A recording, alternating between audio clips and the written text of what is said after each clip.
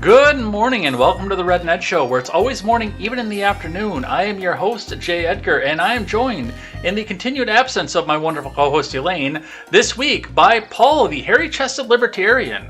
Paul, welcome to the Red Ned Show. Good to be here.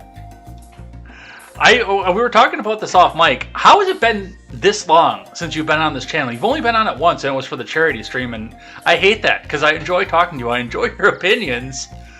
I don't know. It's a long time, and we interact a lot on Twitter, both on chats and then on the actual feed. I have no idea. It's one of those weird things. Life happens, you get busy, and people that are closest to you, you tend to forget about. Yeah, there are a few of them too. Like Clint, I had the same conversation with when he was finally on, because before he got too famous for the rest of us, he it was to a point where I was like, why have I not had this guy on the show before? And I enjoy Clint's perspective off things too, but you know, now he is now he's really famous, so now I don't know if it would work out for anything, but man. Oh, who knows? Yeah, I had dinner with Clint this several months ago. He was coming through Texas, seeing if the DFW area was someplace that he wanted to move to. We went to a really great Mexican restaurant. It was supposed to be a small group of us. One by one, everybody canceled. And so at that point, I'd actually never listened to his podcast. And I was like, oh, you know, you can't swing a dead cat on Twitter without hitting a podcast. And I figured his was just another one. And we started talking. Hilarious guy. It was a great dinner, and after that, I started listening to his podcast. And now, you know, I just listen to him on Dave Smith. He's going to be on all the big ones. So best of luck to him. He's a good guy. But yeah, I'm sure he'd come on. Just have to ask pretty please. Yeah. Well, you know what the weird part about the Dave Smith thing is? I've never listened to Dave Smith in my life. I have no idea what he sounds like, what he talks about, or anything else like that. But everyone else seems to know who he is. I had never heard of him. I went out with another group of podcasters, Petite Nico and her husband, Sean. They lived in my city, and I happened to be connected to her on Twitter and found out that we both lived in the little tiny town north of DFW. So we met up, and they said, yeah, we're having Dave Smith on our podcast. And I was like, cool, who is that? And so they said, yeah, he's the one responsible for us getting into the Liberty world. And so I started listening to him, and he's one of the big ones for sure. I think he might be the biggest libertarian podcast. I don't know. They tell me on that fateful day in April that I talked to Joshua Smith too, but I'm going to tell you, after 2 hours of sleep, and that was at, 8 o'clock at night? I don't remember that. I remember your segment. The 24-hour, yes, that was a fun one. I was just getting ready to go play. I was in a show then, and I think I went to play Rapunzel's Prince after that and Into the Woods. Oh, that sounds like an amazing amount of fun. Oh, yeah, after my 50th performance of the same character. Yeah, I love me some Sondheim, but when you've played a character long enough. But such is the life of live theater. Yeah. Well, we're going to be doing some live stuff here as well today, and we've got a lot of stuff to talk about. We're going to move out of the theater and the music news and into the news here, because we have had yet another busy news week this week. I think every day in Contemporary, I actually had to carry stuff over to the next day because there was just so much going on. The Oxford shooting happened this week, so we'll be talking a little bit about what happened there, some of the lead-up, some of the follow-up, and the fact that I think these parents are probably overcharged at this point. And I'm one of these people. I think that they should have been charged. I just don't think manslaughter involuntary was it. Yeah. But we'll talk about that when we get there. Andy Cuomo is out on CNN. He is done. He is gone. So we'll be talking a bit about what happened there and some of the fun stuff that happened there. The big news of the week this week, though, is the Supreme Court started hearing oral arguments on the Jackson Women's Health versus Mississippi Supreme Court case, which means that we might be talking about what happens after Roe versus Wade is overturned. I don't know if it's going to happen or not, but I know they're talking about it, and it really sounds like some of the rad femmes are preparing for it, to say the least. So we'll talk a bit about that. The Maxwell trial happened this week, so we'll talk a bit about some of the low amounts of coverage that we had over the week here, but we'll talk a bit about what happened there. Another round of mask mandates got blocked by a federal judge, but some of them were upheld, so we'll talk about that. And to finish out the show, we will have the debt and budget, the budget resolution passed, so the government won't shut down. Darn, but we're still facing down that debt ceiling in 9 days, so we'll talk a bit about that. Plus, I got a little bit of surprise stupidity to round out the show here for you. Something that I think is going to be a lot of fun, especially for somebody who has libertarian in his Twitter handle. I think you're going to like this one. I think you're going to enjoy this one. It's going to be all this and more over on the Red Net Show. Thank you for checking us out live over on YouTube, DLive, Twitch, Facebook, and Twitter as well, even though I don't know where it transmits to over there, but we are on Twitter somehow, somewhere.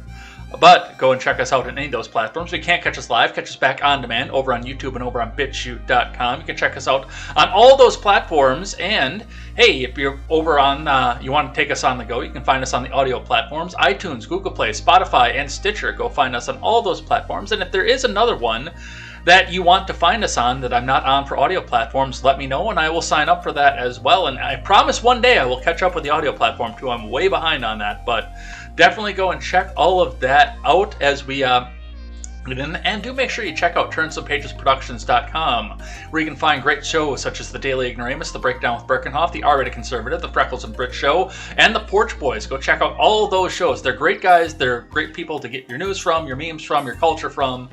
And they all do very, very different things. So it makes sense to go follow all of them as well. I know you've been on Daily Ignoramus before. So yeah, go and check all those shows out. All right.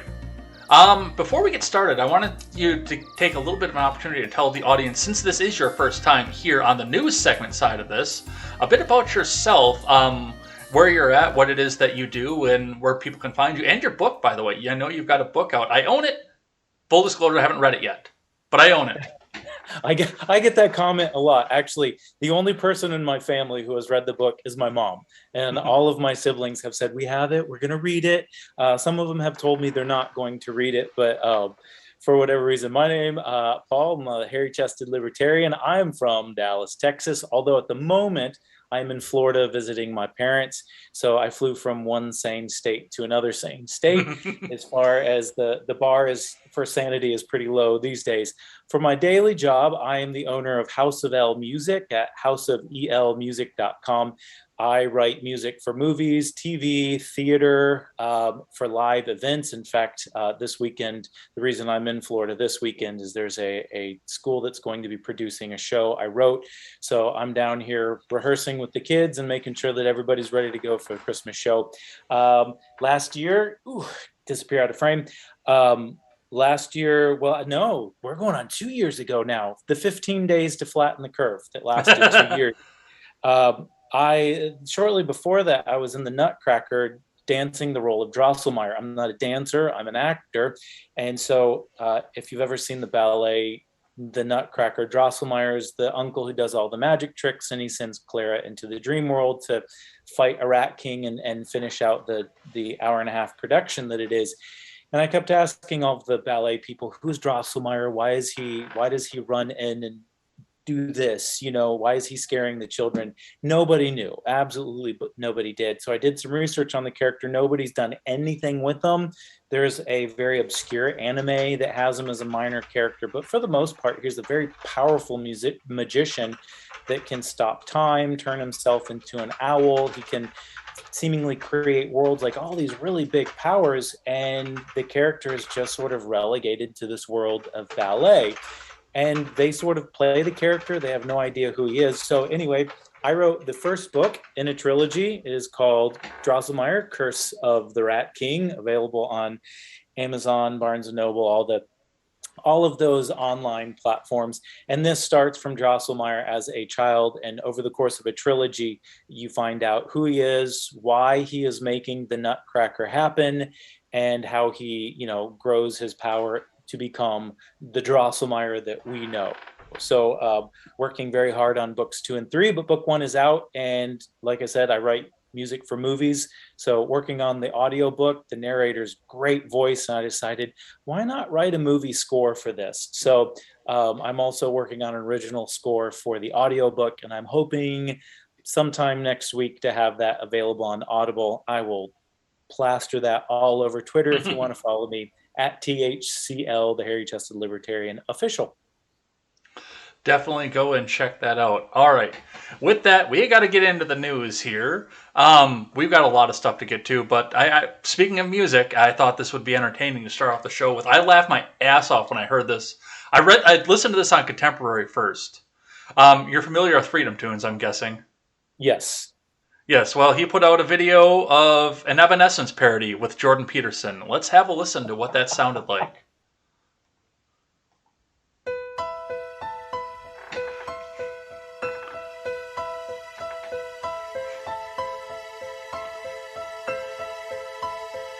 You're a chimpanzee full of snakes. Your life's a war. Let me lead you out of chaos and into order. You set a goal for 5 years from now, but go. Perhaps even you could manage that. So let's go.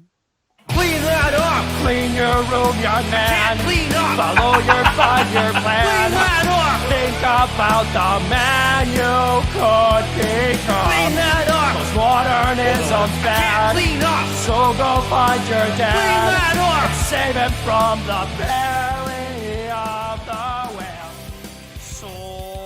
Oh, Seamus never disappoints, especially when he's got the you. music. I hope JVP takes that and uses it as the opening of his podcast. That would be great. Yeah, I mean, the whole video, you're listening to audio. I don't know if you can see the video on it right now, but, I mean, the big white pill on the kid that's in the video, too. He does wind up, he gets the job, he does his 5-year plan. It is fantastic. Seamus went above and beyond on this, and, he had to make the request at the end because a lot of the musical stuff, especially covers, demonetized right away. So. Oh, sure. Yeah. No, it's great. And I have to say, he actually nailed the Canadian accent there. What kind of Canadian accent are you talking about there, Bucko? Oh, talking about? I don't know. I've been there. I was originally born in Michigan, so I'm used to hearing that accent. My state neighbor. I was born in Minnesota, but I live in Wisconsin. I've never held address in Minnesota, but now we got to finish that off and do a down note here because we always got to talk about when somebody dies here. So Bob Dole, the giant of the Senate, 1996 Republican presidential nominee, dies, which was a surprise to me this morning because I actually didn't even know he was still alive. Passed away at 98. Mm-hmm.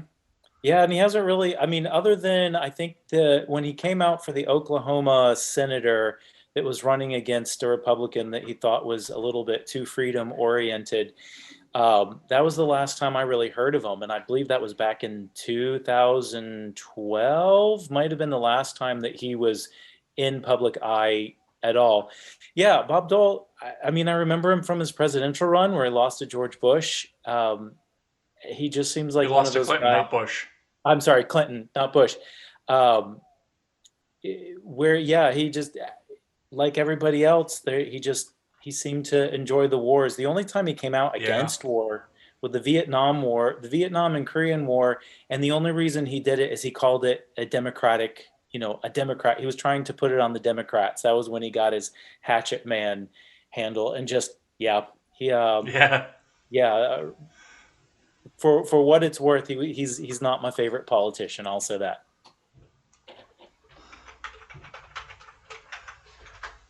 But that's what we got off of that, and we will send him a fond farewell to the little brown to join the little brown kids that he wanted to bomb so much in his life. Yep. Maybe they will greet him at the gates. Some Kim Potter news, which I got a couple different segments off that, but a man is charged with harassing the judge in the Kim Potter trial. So this is the story of Cortez Rice, who is charged for protesting outside of a condo in Minneapolis that they believed belonged to the judge in the Kim Potter case, but it turned out that it doesn't actually belong to her. Yeah, I saw the video on this one, and I gotta say, I'm gonna say, well, it's sort of a douchebag move to go to the Hmm. person's house. I don't care for his tactics. If you watch the video, he's walking down the hallway and he's like, "Yeah, I think I'm right out. Someone's told me on good authority." And he shows a door. It's one of the nondescript doors that could be one of a million. He yells out the window to his people, "Yeah, this is it." Never, the only person that he talks to is like, there's one guy who approaches him and says, "Why are you yelling out a window?" And that's when he goes outside. Never knocks on the door, never confirms that it is. And then he and his miscreants are outside screaming. Now, of course, I support the First Amendment right to protest. True, you shouldn't be able to go onto someone's private property to harass them.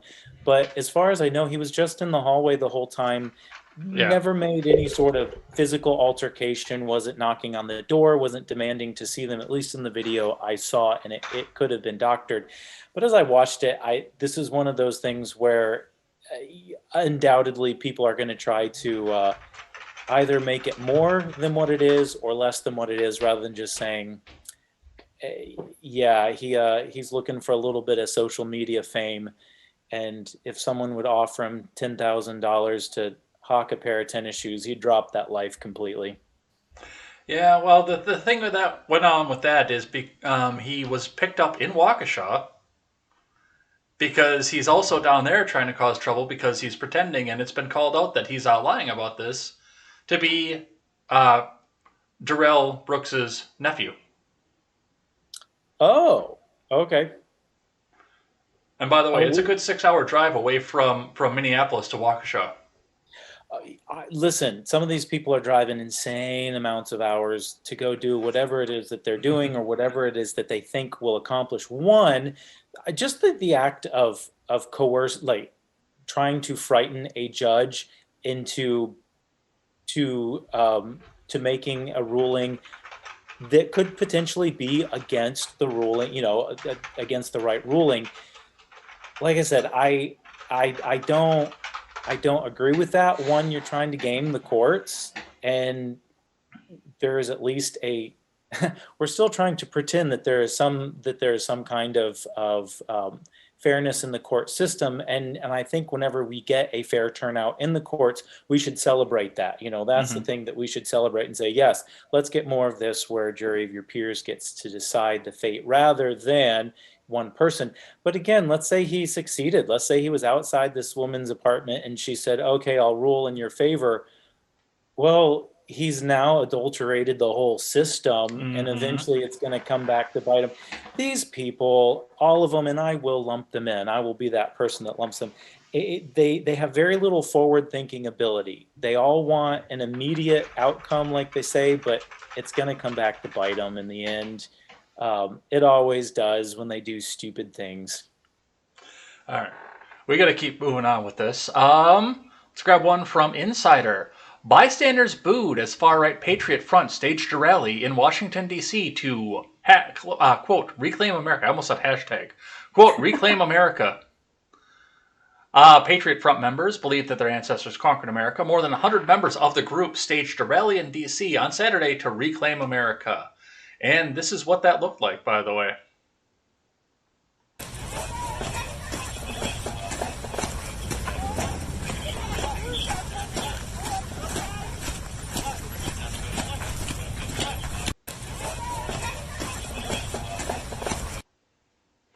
So, So I know a lot of people are trying to claim that these are feds. I don't think that they're actually feds. One, um, they don't march, and they don't march at the same time. More than, I forget what percentage of federal, FBI, the Alphabet Boys are actually military.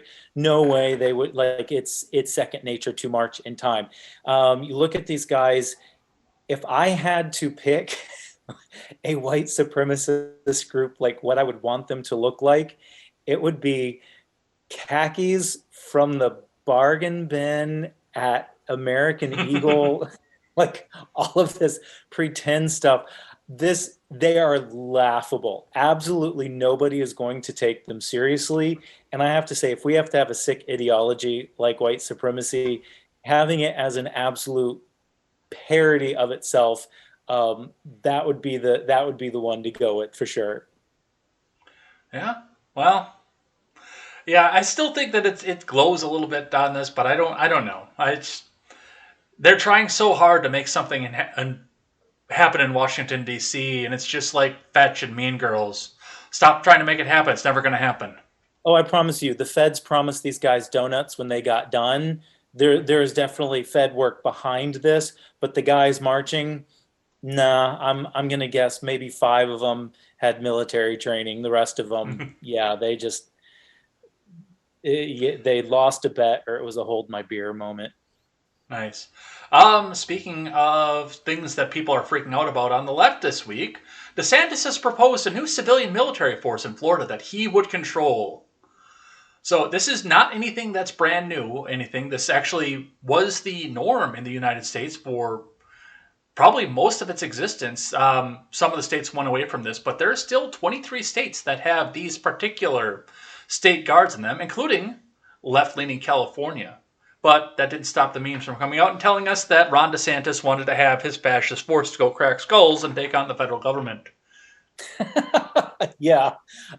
This is another funny thing. When you listen to what Ron DeSantis actually said about the group, he wants someone to step in when the government fails miserably to help Florida when it comes time for hurricane season. I lived in Florida for a long time. I've been here for multiple hurricanes. Everything is devastated. It is all hands on deck. And as we've seen, FEMA is just not always on top of it. Plus, we're getting a federal government that's there's nothing that they won't do to keep their power. So I gotta hand it to DeSantis. If he's building a force to fight against potential federal, interaction, I can't blame him, and I don't think he's tinfoil hat for doing it. I think his main reason, though, is just to make up where the federal government is going to withhold help and say, no, if you're not going to do the vax mandate, if you're not going to follow all of our things. I think that's what he's guarding against, is potentially being beholden to federal government. And I'm just really hoping that Abbott grows a pair of political cojones and follows his lead on that one. I mean, we do have a national or a Texas force like that, but it would be nice to beef it up. Well, that's exactly what I said this morning too on Contemporary when I read this. It was almost the exact same line. It's whether it be for the fact that FEMA sucks at everything because they're a federal government program, or the fact that for political reasons, like you said, because they won't do the vaccine mandate, or because they're defying federal order. Oh, hey, no, we just have this other thing that FEMA's got to be paying attention to, right? We'll get to you, I promise. Yeah, I mean, they're already wishing death or second-class citizen on people in hospitals.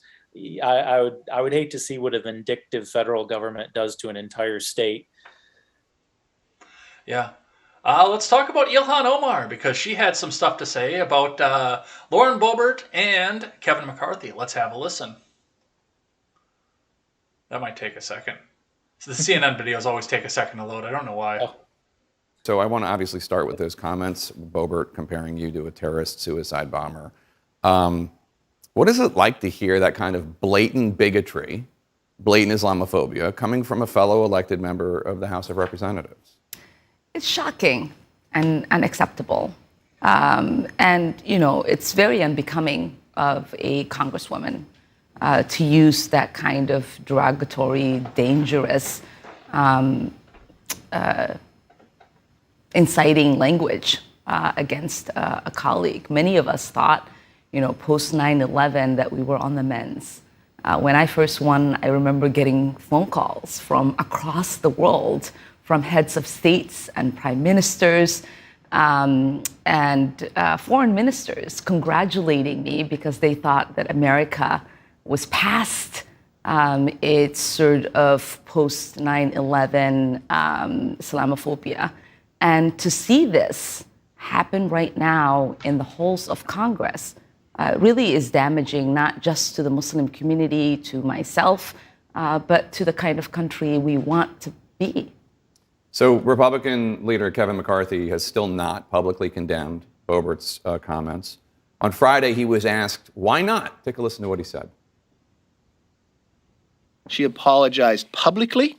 She apologized personally. She wanted to meet personally. Denied the ability to meet personally. When she picked up the phone and she called Congresswoman Omar, she said, I want to personally apologize to you. And that's what she did. Now, to be clear, after her conversation with you, Boebert went.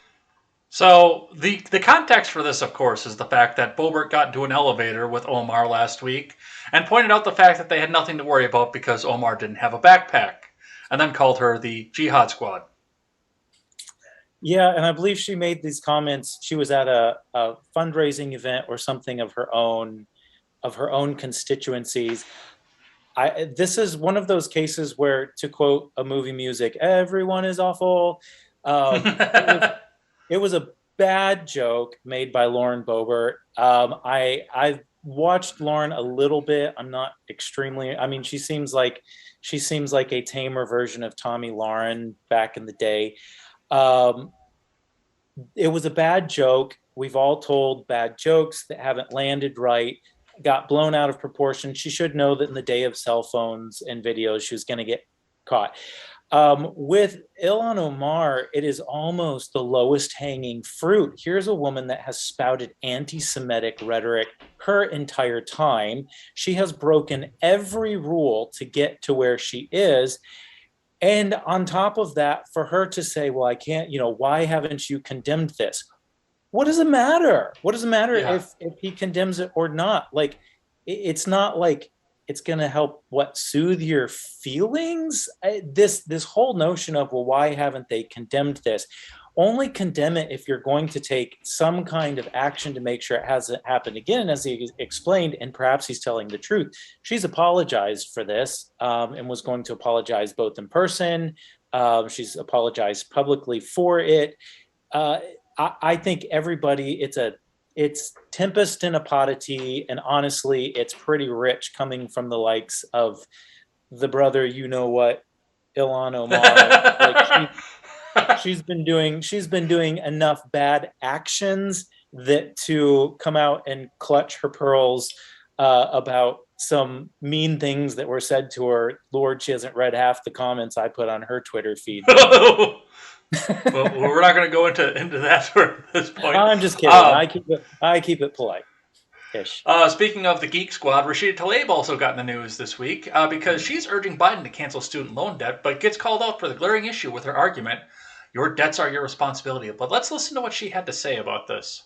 I worked full time Monday through Friday and took weekend classes to get my law degree, and still close to $200,000 in debt. And I still owe over $70,000. And most of it was interest.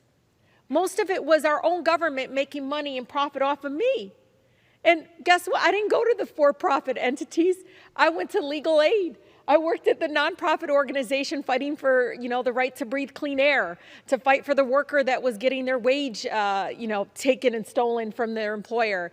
I went and worked on immigrant rights and so much more. And all of that to say, we have to stop treating as if folks that are paying for education, as if they bought some bougie car or some big, something beyond that. No, they were seeking an education. Your thoughts? She got gypped. What kind of an idiot takes out a loan with that? Oh, my word. And honestly, this infuriates me. I have taught in college before. College is one of the biggest scams we have left. It just $200,000 for a law degree. There are colleges far less that give you a great degree. Maybe you don't get the fancy name, but the thing is, if you're good at what you do, you are going to have business. And then don't come griping to us if you get this expensive degree and then go work for the nonprofit world, which, unless you're BLM, is notoriously low paying. Yeah, that's a stupid course of action. I'm not going to hire you as a lawyer if you don't have the sense to go work 5 years in private sector, pay it off. And luckily, and I think, I forget who said this, but basically the gist of their response was, someone who did something this idiotic landed in the absolute best possible gig that an idiotic person could get, and that is a member of Congress. I don't think her degree was worth it, not because of the degree itself, but more of the person who took it. Exactly. And I also noted the fact that she's talking about the interest that the federal government is making off her. Just so you know, the federal government's not making that interest. That's the servicer that makes that interest. Yeah, but she's trying to put the rest of us on the hook for it. Like I said, it's all a scam. It is all a scam, and that's a topic for another show. But I will. My background is education. I will go off on that. Here's one that it took me an entire week to get to. This happened on Tuesday, but it took me until today to read it on Contemporary. Barbados has cut ties with Queen Elizabeth II. It's become a republic in a dazzling ceremony. So they are still in a coalition with other former states. So they're still a Commonwealth in that point, but they have become a republic at this point.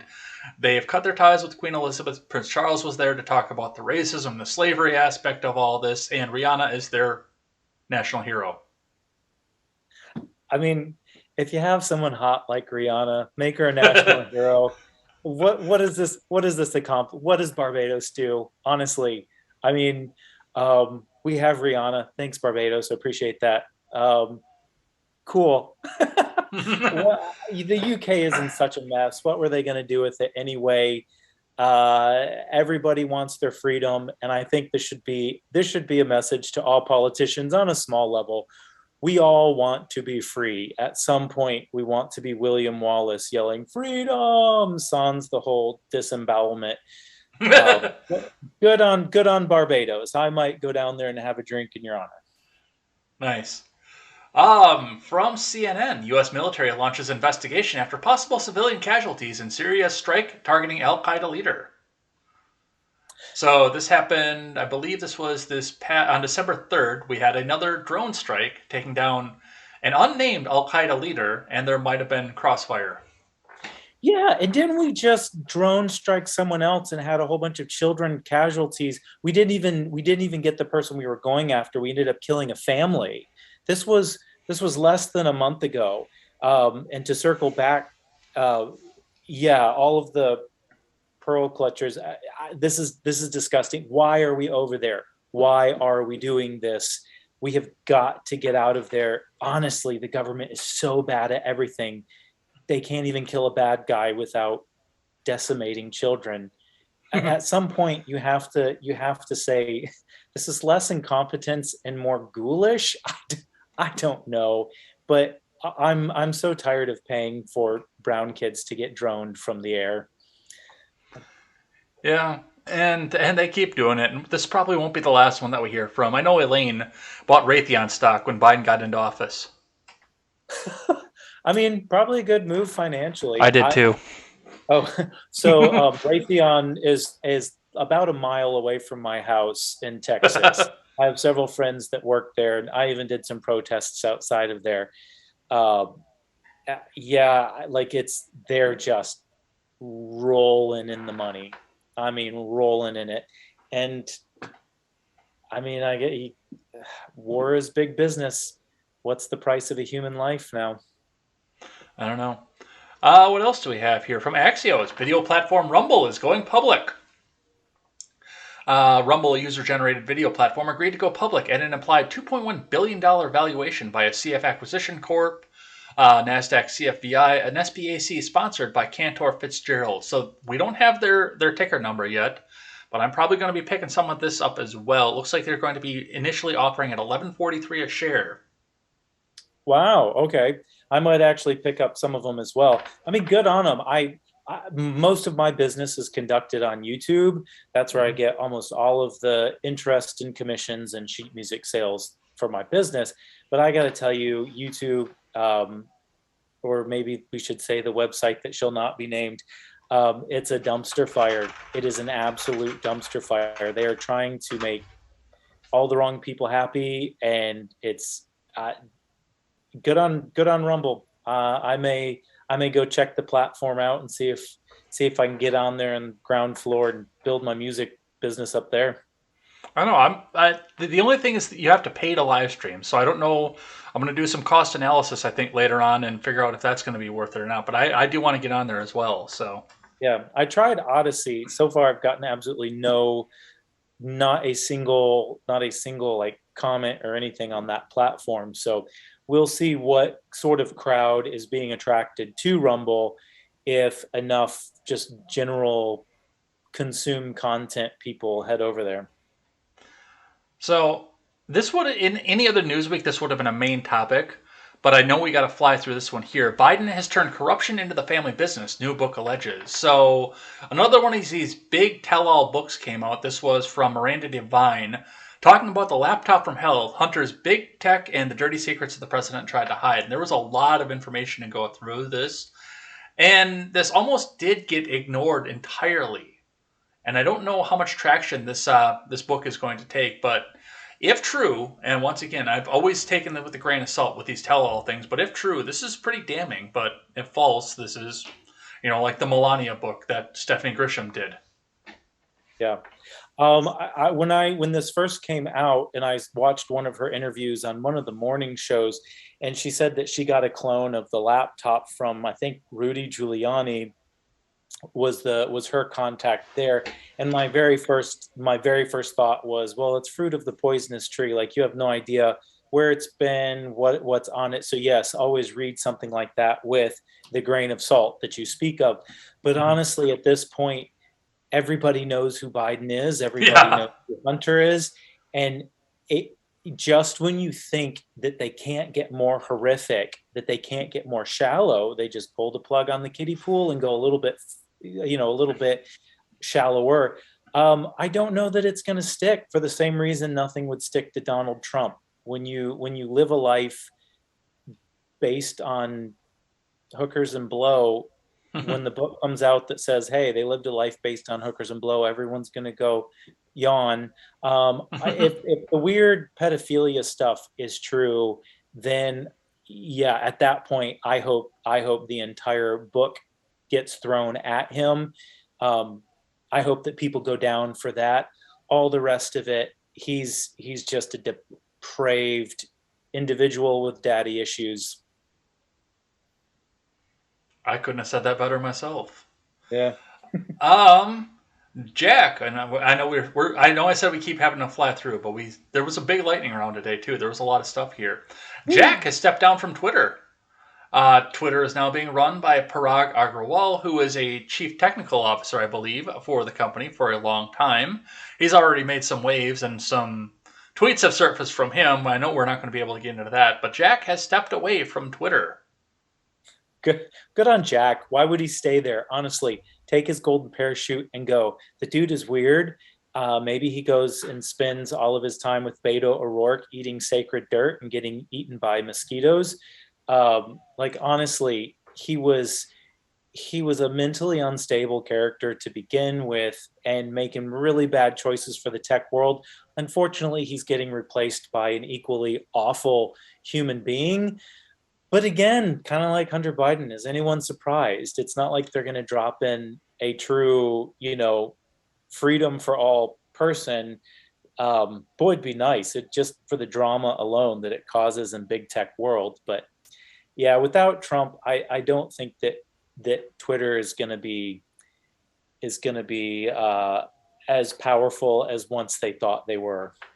Yeah, I guess we'll see what happens with that. ASU had a march demanding that Rittenhouse be expelled from his online classes because the students there couldn't stand being in online classes with a depraved murderer. This is okay. Yeah, I'm going to get in so much trouble, but this is what happens when we don't allow any bullying in school. These little dweebs grow up and they're like, we can't be in online classes. They don't care. They found a time where they can get their 15 minutes of fame. They're going to complain about something because they have too much stuff. There's a great book, if you ever get to read it, called The Decadent Society. And we have just come to the point of decadence where we have to have something to make our lives feel like it's useful or worth something. So yeah, I hope they keep him in, and I hope he's front and center on all those little squares that go across. Honestly, I hope Kyle drops out himself and gets a real job and lives a peaceful life from here on out. I just wrote down Decadent Society. I've not read it, but I will add that onto the list. Yeah. It's one of those good free books. More Wisconsin news. Darrell Brooks has had a 6th homicide charge we talked about last week with Katie Zed. The fact that, yes, unfortunately, the 8-year-old boy died, and they have thrown the charge onto him. So he's now facing 6 counts of murder, first-degree intentional. This is the car, yeah? This is the car. Yeah, okay. He didn't do it. It was the car that did it. Right. It was the car. It was the car. You know what? Throw the entire book at him. Whatever it takes. Throw the book at him. But I think there's plenty for the corporate media to say their mea culpas. They have been fomenting this for so long that you get a mentally depraved individual like this, and they can justify a heinous act like this. Again, he's responsible for his actions. Throw the book at him. But this guy was created. Indeed. I'm going to skip over the Kimberly Potter one because we talked about that at length at the other one here. I got just a couple more tweets. One's a regular tweet and one's a video here, but talking about some of the stuff here. The DCCC got blasted from all sides over the tweet praising Biden because he lowered gas prices 2 cents. 2 cents, and that goes with my Thanksgiving savings of, I think it was 3 cents or 7 cents, or I forget how much we saved at Thanksgiving or something. And the only reason he lowered 2 cents was like 50 million barrels of oil that he released. This is disgusting, and honestly, I'm staring straight at my state, staring them straight in the eyes. Why don't we have refineries and oil pumping around the clock? We got it in spades, and honestly, it's time for us to secede, set up our own industry, and screw the federal government on that one. I'll raise it over $1 and then go down 2 cents, and of course the corporate media is going to be like, good job, Biden. Friend of the show, Jessica Green, got the last word on this one because the size of this oof is pretty legendary. Screenshotting first the tweet from the DCCC, and then this one with a chart of the gas prices showing the gas prices from 6/2 of last year all the way up to right now this year, where it's averaging around $3.42 to $3.40 per gallon with a big red arrow that says, "You are here." Yeah, so in my own city, in McKinney, we've got an awful mayor, and he does the same thing where every year he says, okay, the taxes that you pay on your houses go down, and they'll have this graph that has like a plummeting line. And then when you look at the actual numbers, because so many people are moving in, the price, they re-audit all the prices. So the prices rise so much that they can lower it by 0.0 whatever, and you're still paying more in taxes, but your rate has gone down, and they will use that sharp line. It's all magic numbers and very misleading, but it gives something for the morning shows to talk about. So I guess there's that. Oh, I have one of those morning shows. Ooh, yay. And the last one, in negative terms. The last one that we have here is we have another announcement for a gubernatorial run. Let's have a listen.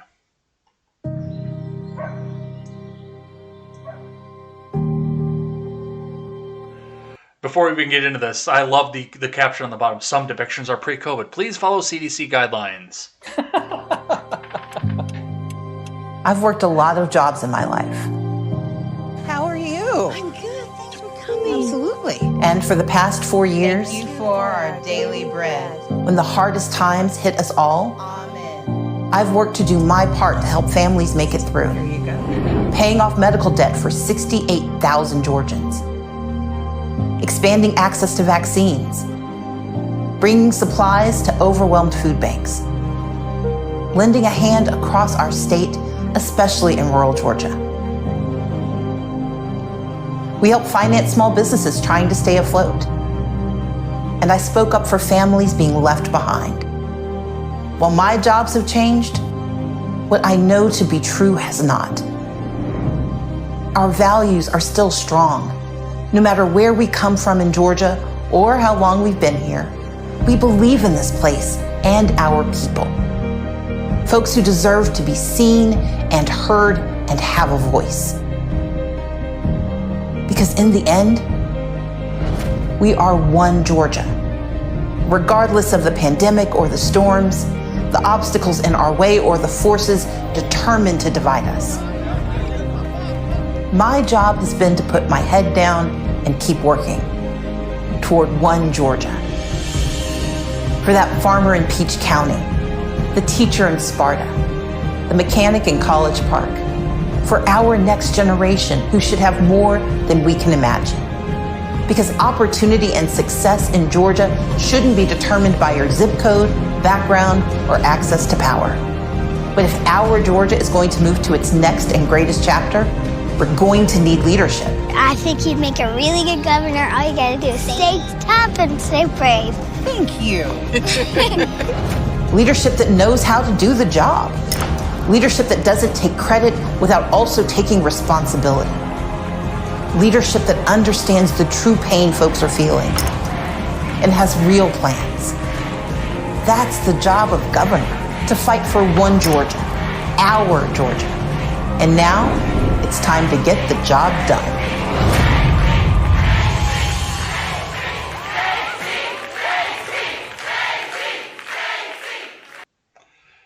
For those of you just listening back, what you just heard was the re-election campaign of the, quote, rightful governor of Georgia, who never did concede the first time. I was going to say, I was told on very good information that she was still the governor of Georgia. That absolutely makes me so mad. The forces trying to separate you, that's you. That is literally you. The thing you are doing, the thing you are, is trying to divide Georgians. Don't blame floods and don't blame those things. Bring communities together. Not that they're a good thing, but don't blame division on that. That is her. Oh, good heavens. There's also something to be said about that whole Marvel Cinematic Universe music in the background. It's like pushing into this sort of heroic thing, and you expect her to like hold up a glowing fist at the end. And what kills me, because the way that we manipulate crowds just hasn't changed really over the years, is she gets some dumbass little kid who doesn't even know what flavor of milk she wants in the lunch line to be like, I think you're going to be a good. Who cares? Shut up, go play with toys. You shouldn't be involved in politics. Go be a kid.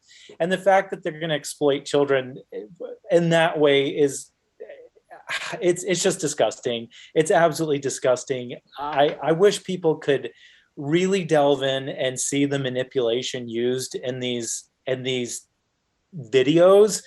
And of course, to see what an awful person she is. I've helped pay over 68,000 medical. No, you haven't. No, you haven't. You've sat on your bum eating Pringles the whole pandemic.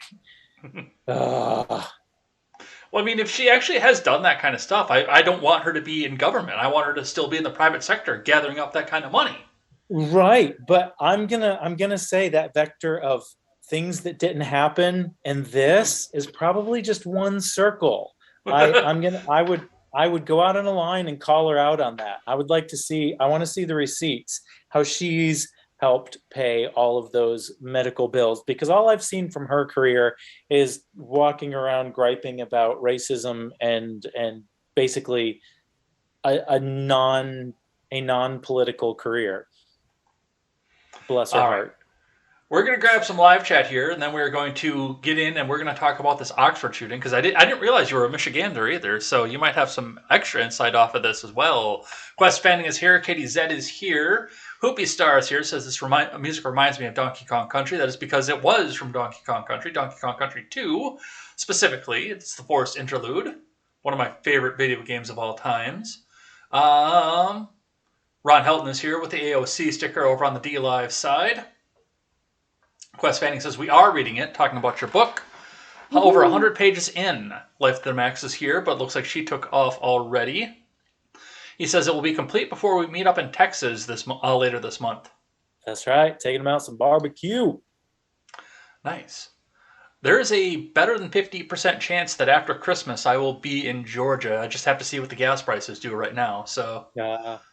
like the Max was apparently in Wisconsin the other day and thought she could hear me around every corner because apparently we all have the accent. We've got some Cyrillic here. I can't read this, but it says vask.tech. I don't know what that is. That's over on the YouTube side. Yeah, it's probably someone from my channel sending me another spam email. I'm not clicking on it. Stop sending them to me. Let's see. Katie Z says Paul talks as much as I do during the quickfire rounds. Sorry. I get going and I can't stop. There was a lot, so it's fine. Brandon R. Ford says never apologize. Talking about Lauren Boebert.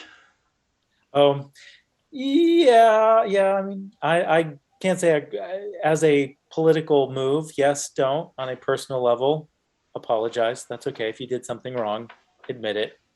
Quest Fanning has reminded you can say the F word on this show. God knows I can. I was gonna say, well, I am down in Florida with my parents. Yeah. And as soon as I start spouting off language like that, I'm pretty sure my church will be like tuning in. What? Yeah, my church knows that I do, and I just joined like a few months ago. But my church knows that I do this. But yeah, I was joking in the sacristy one day that the day they find my YouTube channel, I'm going to be having a very serious conversation with the reverend. Right. My church refuses to do anything political. They won't have an American flag on stage. They don't talk about current events. I asked them about it one time, and they said, politics is temporal. We are concerned with eternal. And I said, this is the church for me. Thanks. Quest Fanning says, I am the Wallace, cuckoo kajou. Let the Max says, way to go to Barbados, no disembowelment. Yes, no disembowelment. Unless you take a whole bunch of shots of whatever it is they serve down there. Is it rum? Barbados rum? Yeah. Yep. Quest Fanning says, bombing brown kids is his middle name, which is weird because I actually thought it was Bowman. Yeah. Joe bombed the brown kids Biden. He certainly has been involved in a lot of the wars. I mean, so have the Reds, if we're going to start talking politics again. But yeah, Reds and Blues have both done their share of bombing the brown kids. Wish they'd stop. Highleaf says, I agree, bring back the bullying. Welcome in, Highleaf. Left at a Max had to take off. Katie Z, during the Stacey Abrams video, said she can't help but make herself a plate. Highleaf says, is this the lady who faked her kidnapping and saying the state was racist against her? I don't know about that story, but it wouldn't surprise me. Yeah, it wouldn't. During the time when she lost the election or didn't lose the election, depending on who you were saying to, a lot of stuff was coming out. And I believe anything past 2019, the news cycle changes every 6 hours. So it's hard to keep track of all these stories. Katie Z says, if this woman wins, I'm selling my house and moving to Tennessee. Mr. Z has shown up as well. And apparently it's settled that I'm coming to Georgia. Well, we will have to go and see what the gas prices are. It looks like it's actually looking promising for that. Seeing gas sub $3 in Wisconsin. I have a fond place in my heart for Georgia. I've got 3 sister-in-laws that are from Georgia. For some reason, my brothers just like Georgia women. But I'm friends with my brother who's just older than me, his wife. I'm friends with her family. So I got to spend one of the most interesting New Year's in Georgia. Story for another time, but it involved a bonfire and lots of gasoline and beer. All right. We have got to move on with this. We got to go talk about one of the hard topics for this. So we will check back with the live chat after this. We got to talk about this Oxford thing. So this past week, I believe it was on Tuesday, if I remember correctly, a 15-year-old is in custody after 3 students died and 8 were injured in a shooting Tuesday afternoon. Yes, it was Tuesday afternoon at a high school in Oxford, Michigan, authorities said. The Oxford students killed were Tate Meyer, 16, which we'll talk about him in just a second, Hannah St. Juliana, 14, and Madison Baldwin, according to Oakland County Sheriff Michael Bouchard. There were also 7 people injured, including a teacher in this incident right now. It does not look like anybody else is going to pass away. It looks like everybody else is in stable condition. from this, but this has just opened up an entire mess of things. And the first thing that I noted with this, didn't get a lot of traction at first. I actually thought this was going to be just like some of the ones that we had right after the Parkland shooting, where we heard about it and that fell out of the news because it involved a handgun. But this didn't take that route. Are you familiar with this area at all? I know Steven said that this is very close to where he grew up. Yeah, so this is close to Rochester Hills, Michigan. I actually lived in Rochester Hills for a summer. I had a brother who lived there. I was born closer to the top of the Mitt for any Michiganders out there up here. But it's Rochester Hills is one of those weird cities where you have like very wealthy as well as very poor. It's a very rich city, but there's also a lot of poor areas to it. And I'm not sure where Oxford falls in the socioeconomic. I honestly, I think the government has doubled down and the media has doubled down so hard on COVID and COVID lockdowns that they can't be bothered with a story that would normally take America by storm. And so everybody who wants to strip away Second Amendment rights are going to have to stand in line. And I know that sounds cynical, and I don't mean to be demeaning to anyone touched by this grief and tragedy, but it's just a fact of how the world is run. We're not going to hear about this because there are other things, there are other agendas that the powers that be want pushed. Well, there are some other things with that too. I guarantee you, like what we saw with Rittenhouse when they went back and they found his found his Twitter and his Instagram and God forbid his TikTok. That was just the funniest part of that story in and of itself, is TikTok. Mr. Rittenhouse, is this 4 doors more horrors? What does this mean, Mr. Rittenhouse? But yeah, and this actually, I think, speaks to the current thing exactly. I am a teacher, or was a teacher. I have my degree in education. I've taught everything from K all the way through college. And I think the biggest truth that all teachers will agree on is that kids are dumbasses, and kids will do dumbass things, not to justify shooting people, but not thinking, oh, at some point I'm going to be an adult and I'm going to have to get a job and someone's going to look at my TikTok and wonder, why did you choose 4 doors more whores? And perhaps the job market is going to be more accommodating for this as it moves on and they realize that kids just do dumbass things. And back in my day, you did something dumbass, nobody's going to remember it because it's not out there. But now the internet is forever. In this case, I read quite a bit about it. Having taught this age a lot, whenever something like this happens, there's a certain part of me that just dies on the inside, because again, these kids, they're supposed to be kids. They're supposed to be teenagers. I've been recently working with a group of kids this age in a theater company down in Texas, and half of my kids were on antidepressants. Something is screwed up with our teenagers. They're not supposed to be this way. We have created a culture that's warping their minds. And yes, there's a lot of things that should have happened. There's a lot of teachers that probably should have stepped forward, and I think some of them even did. Said that something's troubled with him. I know that he and his stepbrother moved from Florida up to Michigan, and I don't know the timeline on that, but just going from a state where you have eternal sunshine, save your afternoon rain shower, to a place like Michigan where you are going to get more overcast, cloudy, gloomy days, that can affect you. Like, that affects your psyche. And so when his spirit started darkening, when he began wearing all black, going from the happy-go-lucky kid that everyone knew him from, at that point, you would have hoped that the parents would have stepped in and did something. Apparently, on the day that this happened, they were told something. At the principal called them in, had a meeting with them. He's not divulged, at least in any of the articles I've read, he's not divulged any information about what he shared with them. However, when they left, they didn't take him with them. Right. And I know that... I want to touch on some of the details on that before we get into that, because the reason his parents had actually been called in 2 hours prior to this, because he was looking up ammunition, which that whole thing weirds me out on And this, I don't know if Oxford's a more inner city area or whatnot, but I mean, I grew up in Redacted County in northern Wisconsin, a rural area. I grew up there where, 300 people in the town that I lived in and 2,000 people in the town that I went to school in. And it was even with the Parkland shooting where they're talking about, guns in school and this and that and the next thing. Like, dude, nobody would have dared to try to do a school shooting where I went because all the farm kids would have gone out to their cars and got the shotguns, which were at the time cased and unloaded, as per Wisconsin law, in the back seat or in the trunk or in the bed of the truck or whatever the hell it was. But it was undercut, and there would be nothing left of the school shooter at that point.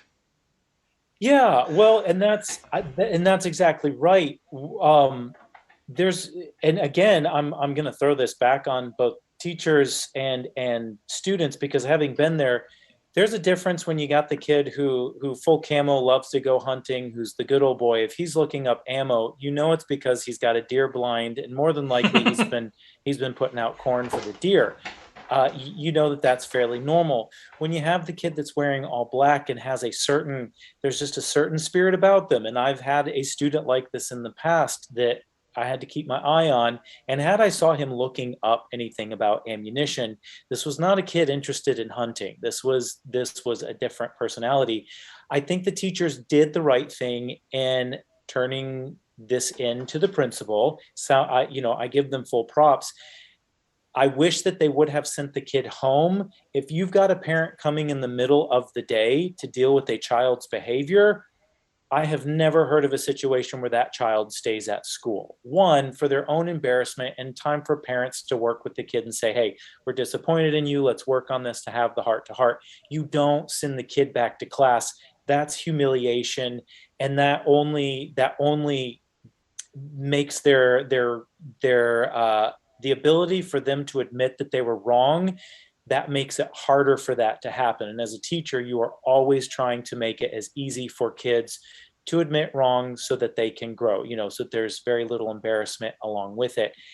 And plus, again, if we are getting into a situation where school shootings are more common, which they're not by the numbers, I believe they are still going down.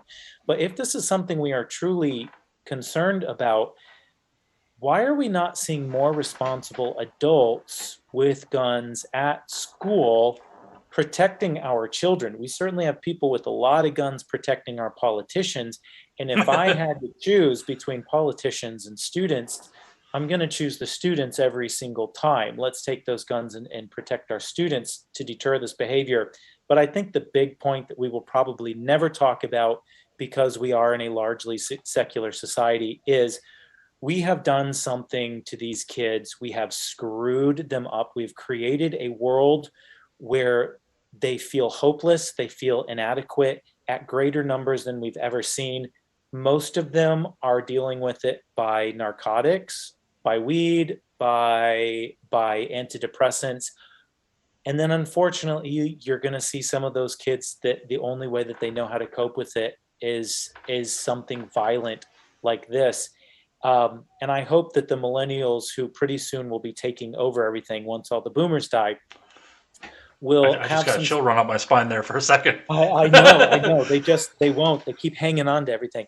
But I hope that the millennials take stock and realize, life is not terrible if you don't have TikTok. Life is not terrible if you don't have Facebook. If it's a choice between being connected on social media and making sure that your child is healthy and well developed emotionally, get rid of the social media, get rid of all that crap, reconnect in the real world. I promise you, from a homeschooled kid who knew nothing about 80s culture, even though I grew up in it, it's okay. You get over it. You learn to adjust later on. Yeah, and that's, going back with the remove from school, I remember that too. I'm not divulging anything about where I grew up off of this. I'm not doxing myself by saying this, but when I grew up, my best friend had an accusation laid against him, and this was right after Columbine. This happened in 2000. Columbine was in 1999. This happened in 2000, where my best friend had an accusation laid against him that he had threatened to come back in and shoot up the school, which I know he didn't, because if he had done so, he would have hoped that the police would have come and taken him out because he didn't want to go home and face his parents after that if he'd have done something like that. But I digress on the details off of that because the point of that is they did when they took him out of school, they suspended him for 4 days in the midst of it. And then when he came back, the students, the mostly liberal side of it, and I know who led it, and I'm not going to name her by name, but I know who led it, staged a walkout for it. And they removed my best friend from the school. They sent him home for another week for his protection. They didn't. He wasn't in trouble or anything. They sent him home for another week for his protection. Yeah. Listen, I got a friend who made it. He was at high school. Not a friend. That's actually a friend's kid. Made a joke. It was just a dumbass joke. Again, kids do dumbass things, and they sent him home. Unfortunately, we live in a time you can't make dumbass jokes, and so that's just the new reality.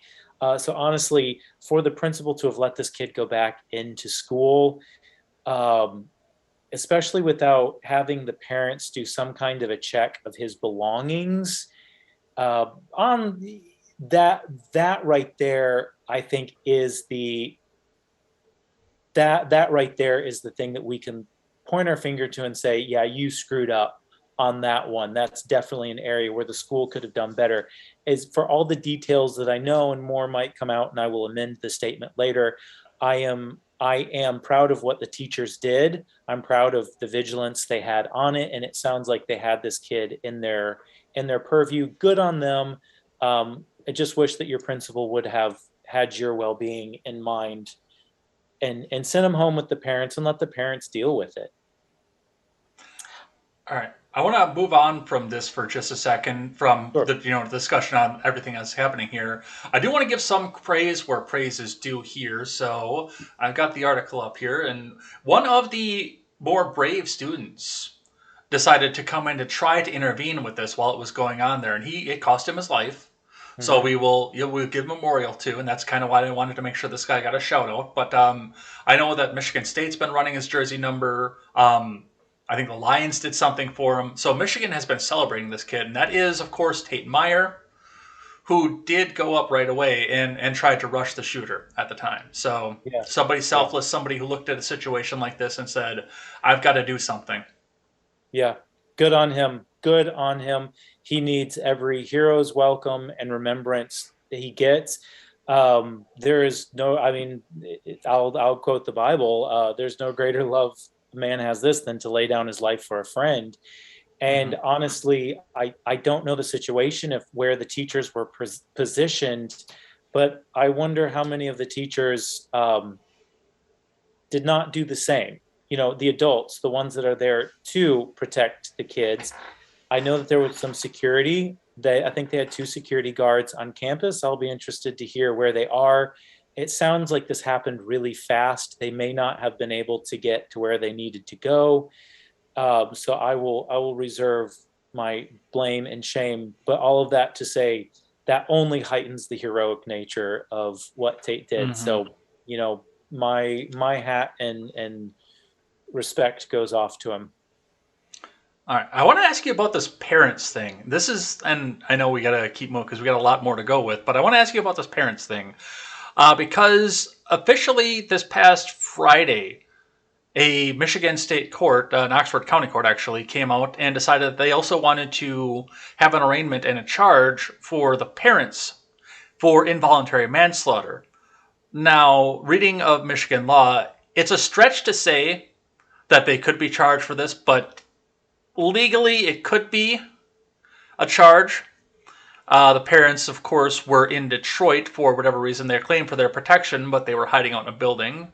Draw your own conclusions from that, of course, but I don't know if involuntary manslaughter is the right charge for this. And this is coming from somebody who believes that there should be a charge for the parents. Because it does look like they bought this gun specifically for their kid, knowing that there was something going wrong. But I don't think, I could say negligence, I could say contributing to delinquency of a minor. I don't think manslaughter 1 is it. Yeah, I'm the same with you, that what I fear is going to happen is they're trying to bite off more than they can chew. They're going to try to prove too much, and they're going to lose them on anything. The parents did not like they definitely facilitated this, and their actions post, the mom sent him a text saying, please don't do this, or something. Like, she had some sort of working knowledge that something was up. I will be interested to hear. They're not talking to anyone right now that I've read, but yeah, it's a bit too much. I agree with you. Negligence. Go for a lesser charge, something that you can actually get them on. But to try to prove involuntary manslaughter, that sets up a really bad precedent. And it's one they tried to do during the, what was the last big one that happened? I forget what the last school shooting was. It was last big one was Parkland. Parkland, thank you. Sorry, that name was just escaping me. With Parkland, they were trying to get the mom on this same thing, except she had her gun locked up, and it ended up that shooter got the gun illegally anyway, so there was no way to stop it. I know what they're trying to do with this charge. I am not comfortable with that precedent being set up, because then basically that's a way, if you have kids, to scare anyone with kids to getting rid of the guns rather than teaching gun safety, which is what parents should be doing. Right. So, the weird thing with that though was they claimed that they left town for their own protection, which I could see. Once this story started actually ballooning back up as they were trying to take attention away from the Waukesha thing, I could see people going to protest outside of their houses. Absolutely. Right. But the manner that they did this, it wasn't that they went down and stayed in a hotel in Detroit or stayed with the family in Florida or something else like that. It seemed to be they were hiding out in a warehouse in Georgia. Or Detroit, rather, not in Georgia. Yeah. I don't know why I had Georgia on the brain there, but... Georgia. Yeah, I again, when they start talking, I will read a little bit into their motives, and it doesn't feel pure and upright to me. I can understand them being scared, but again, your kid just committed a heinous act. This is not the time to be running away in self-preservation. Like, it says something about their character, and it makes me understand why the kid did what he did. Like, if that's what they're instilling in them. Again, I'm just reading so much into this, and I will wait until they say more before I say anything official. Not that my official proclamation means much, but they don't seem like the most upstanding of people. If their first reaction is cowardice, I will have very little sympathy for them. Well, this will be a developing story. It's going to be one that we continue on to watch as we go. The parents are currently being held on $500,000 bail each. Okay. Which means that they have to come up in Michigan. They have to come up with the entire amount. They can't do a 10% on that. So I think they're going to be sitting in there for a while, especially since you can't raise funds on GoFundMe for them. Yeah, and really okay, I'm surprised GoFundMe has canceled that one. Yeah, I mean, jail might actually be A, the safest for them, and B, allow them the most self-introspection and maybe do the honorable thing and start talking. A little bit of in-house stuff going on over here in the chat. Katie Zed says you can't change him or charge him as adult and charge the parents. You need to pick one. And then Mr. Zed says, agreed, Katie Zed. Then Katie Zed said, Mr. Zed, you're literally sitting right next to me. You could have just told me I'm right. See, this is that's spouse goals right there. I want to marry someone and watch the same live stream right next to them. That's awesome. Yeah, and that's actually a really great point. If they're going to try him as an adult, then try him as an adult, but then you have to drop charges against his parents. That is a very good point. Let's talk about Chris Cuomo for just a moment here. We'll probably have to move on this one. So Chris Cuomo has been indefinitely suspended after the AG unearthed documents finding out that he was using his position as a journalist to find information on his brother's accusers to try to come out and clear his name, or, as other people have suggested, to try to silence the accusers. And then as soon as he was out the door at CNN, a former coworker from the ABC network came forward and said, "Oh yeah, he touched my ass too." I actually don't know what the accusation was off of that, but that's what I imagine it was, given what his brother did. Right. So this is absolutely, this is like updated Roman era politics. And it is so juicy. I love seeing the left eat their own. They're terrible people and they deserve every last bit of it. But what you have is Governor Cuomo, who was the god of all during the beginning of the pandemic, the next in line who wanted that throne awfully bad. Once she saw an opening, went full Game of Thrones on him. I think when they realized that Cuomo was going down for his sexual harassment, he stepped down. So all of a sudden his star starts dulling. CNN up to that point was hiding everything there because, one of their star boys was inextricably linked with him. And that's something he did on purpose. He put the full weight of his company thinking that CNN would have his back the whole time. And once they realized that the brothers Cuomo had been rejected by society writ large, they got rid of them. And let this be a lesson to everybody. Your company does not love you. They don't. They will twist that knife in your back as soon as you can. Protect yourself. But yeah, I think this is absolutely beautiful that here they are.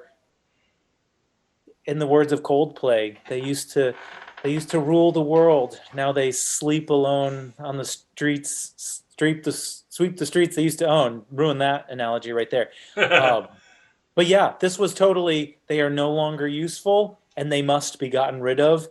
And in the truth, or in the way of all abusers, I promise you, in the coming weeks, it will not just be we're going to forget about them.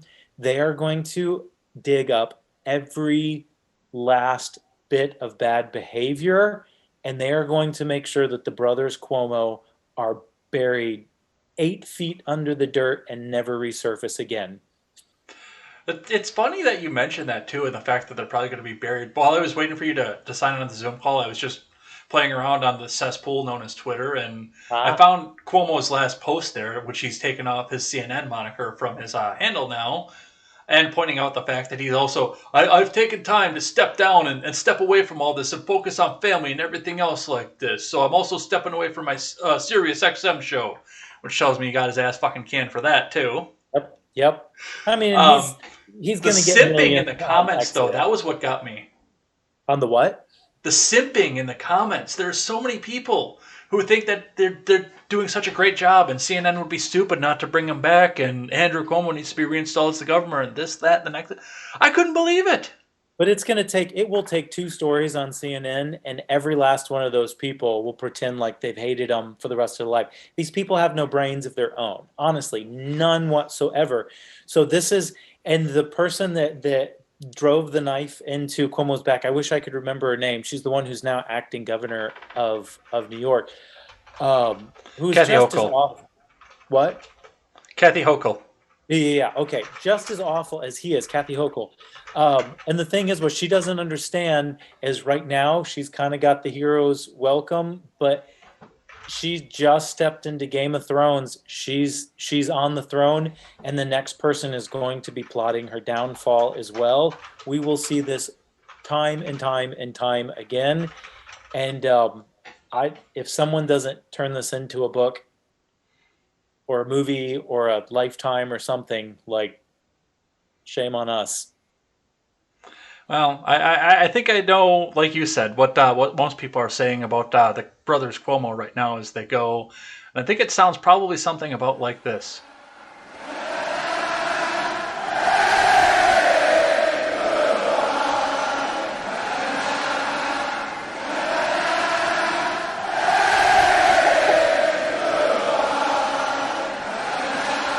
Well,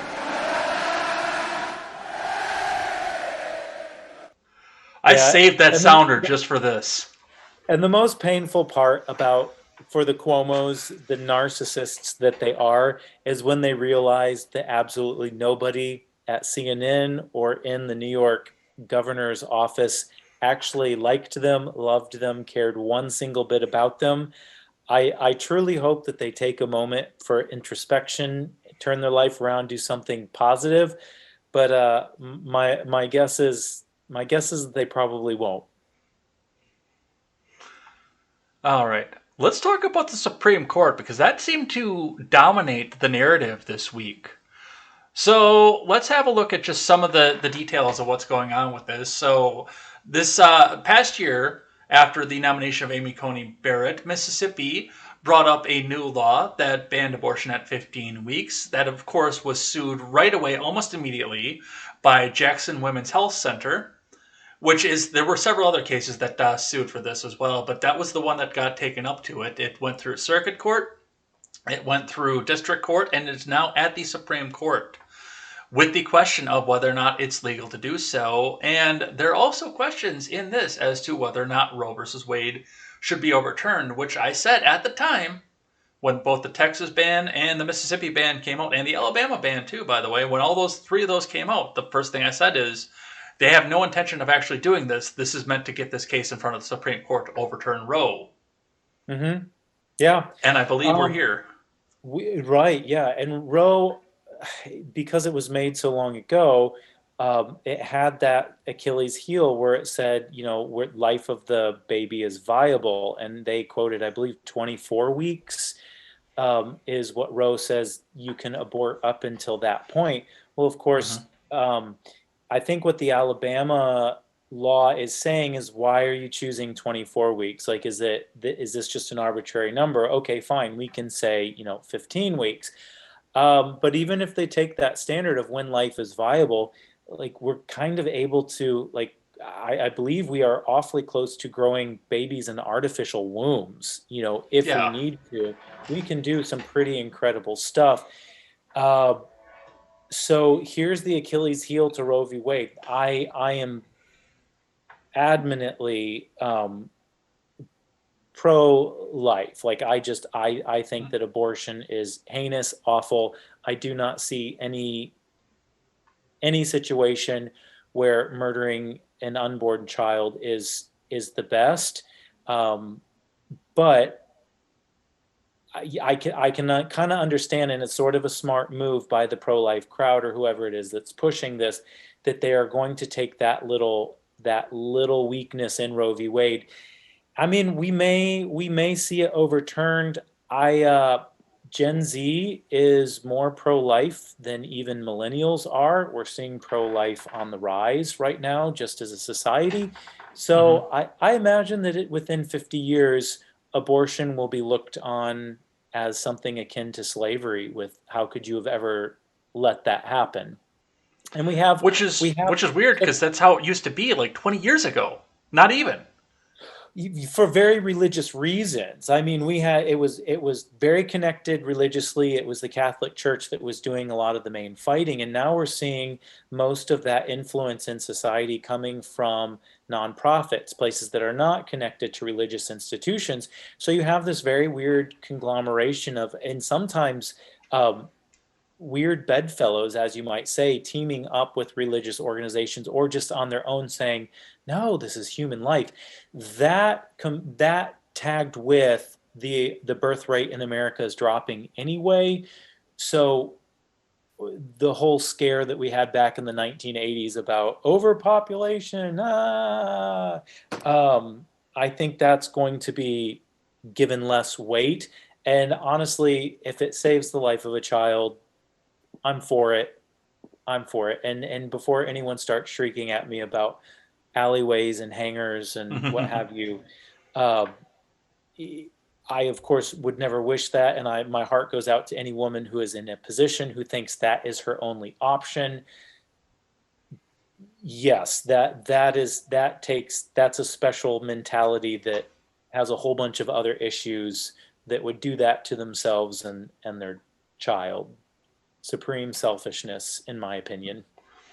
Well, what's been interesting about this has been, Some of the things that have been discussed on this, obviously, with this, I had this one here from the New York Post that especially got to this. And, well, before I get into that even, I do want to point out the fact that if Roe is overturned tomorrow, if Amy Coney Barrett and Brett Kavanaugh, the evil people that they are, come in and say, no more abortion, ladies, get yourselves chained to those stoves. If they do that tomorrow, it doesn't actually outlaw abortion in this country. It kicks the decision back to the states. Yeah. And CNN has come out and said that there are 20 states that would outright ban abortion immediately. And I thought about that for a second. I think they're going to be 5. Yeah. Yeah. Tops. Yeah. You might see some more 15-week bans or anything else like that, but maybe even a 6-week ban. You might see something like that. And there will probably be a cottage industry in the states that don't ban it, where, oh goodness, what is that song from the early 2000s, Brick? She's a brick and I'm drowning slowly. Yep. Where they have to drive to a different city to get the abortion. Like that will probably be a cottage industry. In a secular environment like ours, it's happened from the dawn of time. For some reason, sick people want to kill children, and they will always find a way to kill children. That's just the sad reality of it. And that's where we're at. But what's been going on with this? This one I wanted to grab from the New York Post. The headline is, Dem Senator warns Supreme Court of revolution if Roe versus Wade overturned. The New York Post is, of course, talking about New Hampshire Democrat Jeannie Shaheen. I think that's how you pronounce her name. I know it's Shaheen is obvious. Jeannie I think it is. Predicted Monday that there would be a revolution if the Supreme Court overturned its landmark Roe versus Wade decision, as the justices prepare to hear arguments in a highly anticipated case on the issue. And my big question on this is, A, what is going on with this woman with no arms in the New York Post article that we see off of this? But my other big question for this is, why is this not an insurrection? Oh, yeah. Well, and then I got to ask, who's going to be the revolution? The blue-haired harpy land whales that we see running around? No, they're not. There's what, 100 of them total? They couldn't even run to the end of the street without being out of breath. Like, they are the loudest screeching voices. Perhaps they might get their browbeaten boyfriends to go out there, but those betas don't even know how to hold a gun, let alone punch someone with their fist. No one is going to be insurrection. And I also find it disingenuous that they would go so hyperbolic as to say, if Roe v. Wade gets turned around, we're basically chained to our stoves and wearing pearls and heels and thrown back into the, women lose their right to vote. Like, everything is tacked onto this. No, the only thing that happens is, in some states, you won't be allowed to kill your child. That's it. You don't get your Handmaid's Tale outfit. You don't get thrown into sex slavery for some Republican landowning male. You just can't kill your child. That's it. Yeah. And I mean, we could, if this hadn't been such a heavy news week, I mean, we could go back and debate, the simple steps. There are simple steps to not get pregnant that don't involve an invasive surgery. Yeah. Yeah. And unfortunately, we don't have the time to run into that right now. I wish that we hadn't had the Oxford thing or the COVID stuff or anything else like that, because I would love to just go on a rant about that. But unfortunately, we can't. I did want to get this quote from Sonia Sotomayor, which, I'm sorry, is kind of demonic. Let's have a listen to what Justice Sotomayor had to say. Now, the sponsors of this bill, the House bill, in Mississippi, said we're doing it because we have new justices. The newest ban that Mississippi has put in place, the 6-week ban, the Senate sponsor said we're doing it because we have new justices on the Supreme Court. Will this institution survive the stench that this creates in the public perception that the Constitution and its reading are just political acts? I don't see how it is possible. It's what Casey talked about when it talked about watershed decisions. Some of them, Brown versus Board of Education it mentioned, and this one, have such an entrenched set of expectations in our society that this is what the court decided, this is what we will follow, that we won't be able to survive if people believe that everything, including New York versus Sullivan, I could name any other set of rights, including the Second Amendment, by the way. There are many political people who believe the court erred in seeing this as a personal right as opposed to a militia right. If people actually believe that it's all political, how will we survive? How will the court survive? Justice Sotomayor, I think the concern about appearing political makes it absolutely. But this is also coming, and this was just a small clip of that speech where she said that the unborn child is nothing more than something reacting to a stimuli. There's no brain activity there, according to the article. Sotomayor compares unborn babies to brain-dead people reacting to stimuli. Yeah, she's probably reading the same science book Fauci is. There's three big points on this one. One, much like Ilhan Omar, awfully rich, talking, her saying, you're just making this political. Point two, yeah, because you are the Supreme Court of the United States, your entire existence is for political reasons. And there's a lot about Roe v. Wade that is in question as far as how it got passed. That was not all above board. And number three, just from a libertarian perspective, okay, if this ruins the Supreme Court and y'all go away, big deal, goodbye, leave. Like, the less we have, the fewer federal entities we have, the better. And I know that they're not, they're kind of federal, the weird conglomeration that they are. Honestly, what a self-serving, selfish, stuck-up person. Yeah, I don't get it. Killing a child is not a right. One, the Second Amendment is not a right to bear arms. It limits you. Like, it limits you, the government, from what you can do. That's what the Constitution does. My rights are there whether you say it's there or not. Let's talk about some of the reactions to some of this here. First off, outside of the court, and going back to the insurrection side of this, we have these wonderful ladies outside of the court. The Daily Caller reports, pro-abortion activists take abortion pills outside of SCOTUS. Let's watch and listen.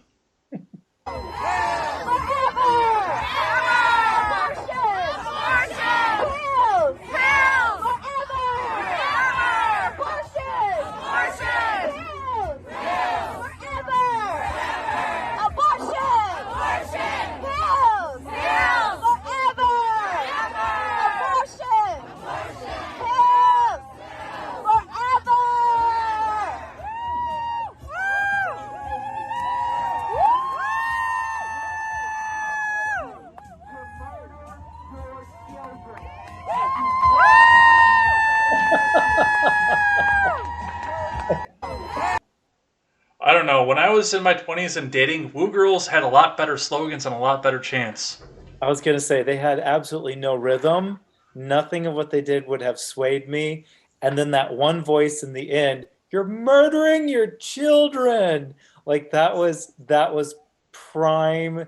And then when I watched this video, I could smell the BO, like, from my skin into, I promise you, no one's sleeping with them. They could be taking sugar pills, and it's doing the same thing. It's disgusting. I hope they get a bigger God. I hope that they can turn their life around. But honestly, years from now, when they look back on this video of them, abortion, pills, forever, I hope they are filled with embarrassment and shame. That's disgusting. I can't, if they actually, God forbid, do get pregnant and, 10-year-old Timmy that was born from one of them gets on the internet and says, Mommy, what is this? Yeah. Yeah. Honestly, it's man. Another one. This one actually, I almost shut down Twitter for the day after I saw this one. This one shook me. Okay. I'm not going to share it on camera why this shook me, but I'll tell you off camera a little bit what happened with this. But this one came from the National Women's Law. Excuse me, the National Women's Law Center. Rise and shine. Today's the day, and it's time to show that abortion is love, abortion is justice, and abortion is essential. Make your voice heard, and then it gave 2 links, one's for DC and one's for Mississippi, to make your voice heard. And Brit, tweets by Brit, Yep. with the salt right away, sounds like something an abuser would say. Yeah. Yeah. Big time. This is gaslighting in the extreme. There's a musical, it was on Broadway for a little while, originated in London, Matilda the musical, based off of Roald Dahl's book, Matilda. And in it, the mom, who is obsessed with her looks and dancing and everything, she has this song called Loud. And she has one of the most brilliant statements in there. And she says, the less you have to say, the louder you say it. The more you have, the less you have to say, the louder you say it. You have. I wish of course, I can't remember the lyrics right now. But basically, it's it doesn't matter if you don't have substance or content. That's when you have to be loud, and that's what these people are doing. Word salad. The stuff they say doesn't mean anything. Doesn't make sense. But of course, they say it loudly, and that is the prime. It's abusive language of an abuser, and it's dumb. Another one here this one also got me. Now, this person I don't believe is any sort of leftoid. I think he is independent, but he definitely said the quiet part out loud. He's blue checked. I have no idea why he's blue checked, but he's blue checked. And he said, okay, who's going to be the first to let conservatives know that since the people of color are disproportionately high users of abortion, banning abortion will hasten the great replacement? Who's going to let him know? I mean, I used to be conservative, and all the conservatives I know don't care. Like, okay. Yeah, we it's life. It doesn't matter the race of the life. We value life. Yeah. Not only that, but you're pretty much admitting at this point that, and I mentioned this on locations too, in some of the bigger cities I've lived in before, with the exception of Madison, which I never lived in, thank God, but I worked in before. With the exception of Madison, if you go try to find a Planned Parenthood in a major or even minor city, it's not in the upscale part. No. It's on Roosevelt Road in Kenosha.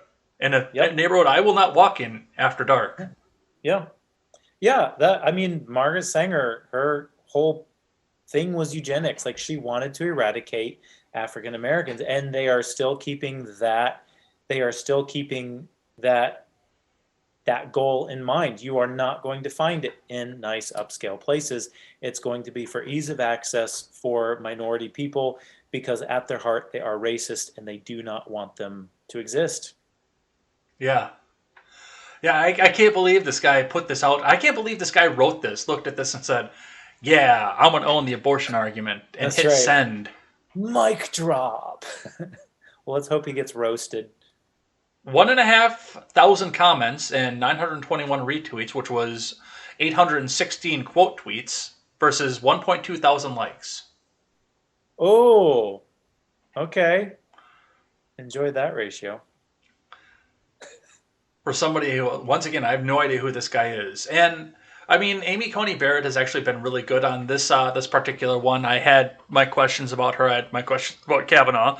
I love the AOC line of, why is a person who was credibly accused of sexual assault, why is he deciding what happens with women? He should be recusing himself right now.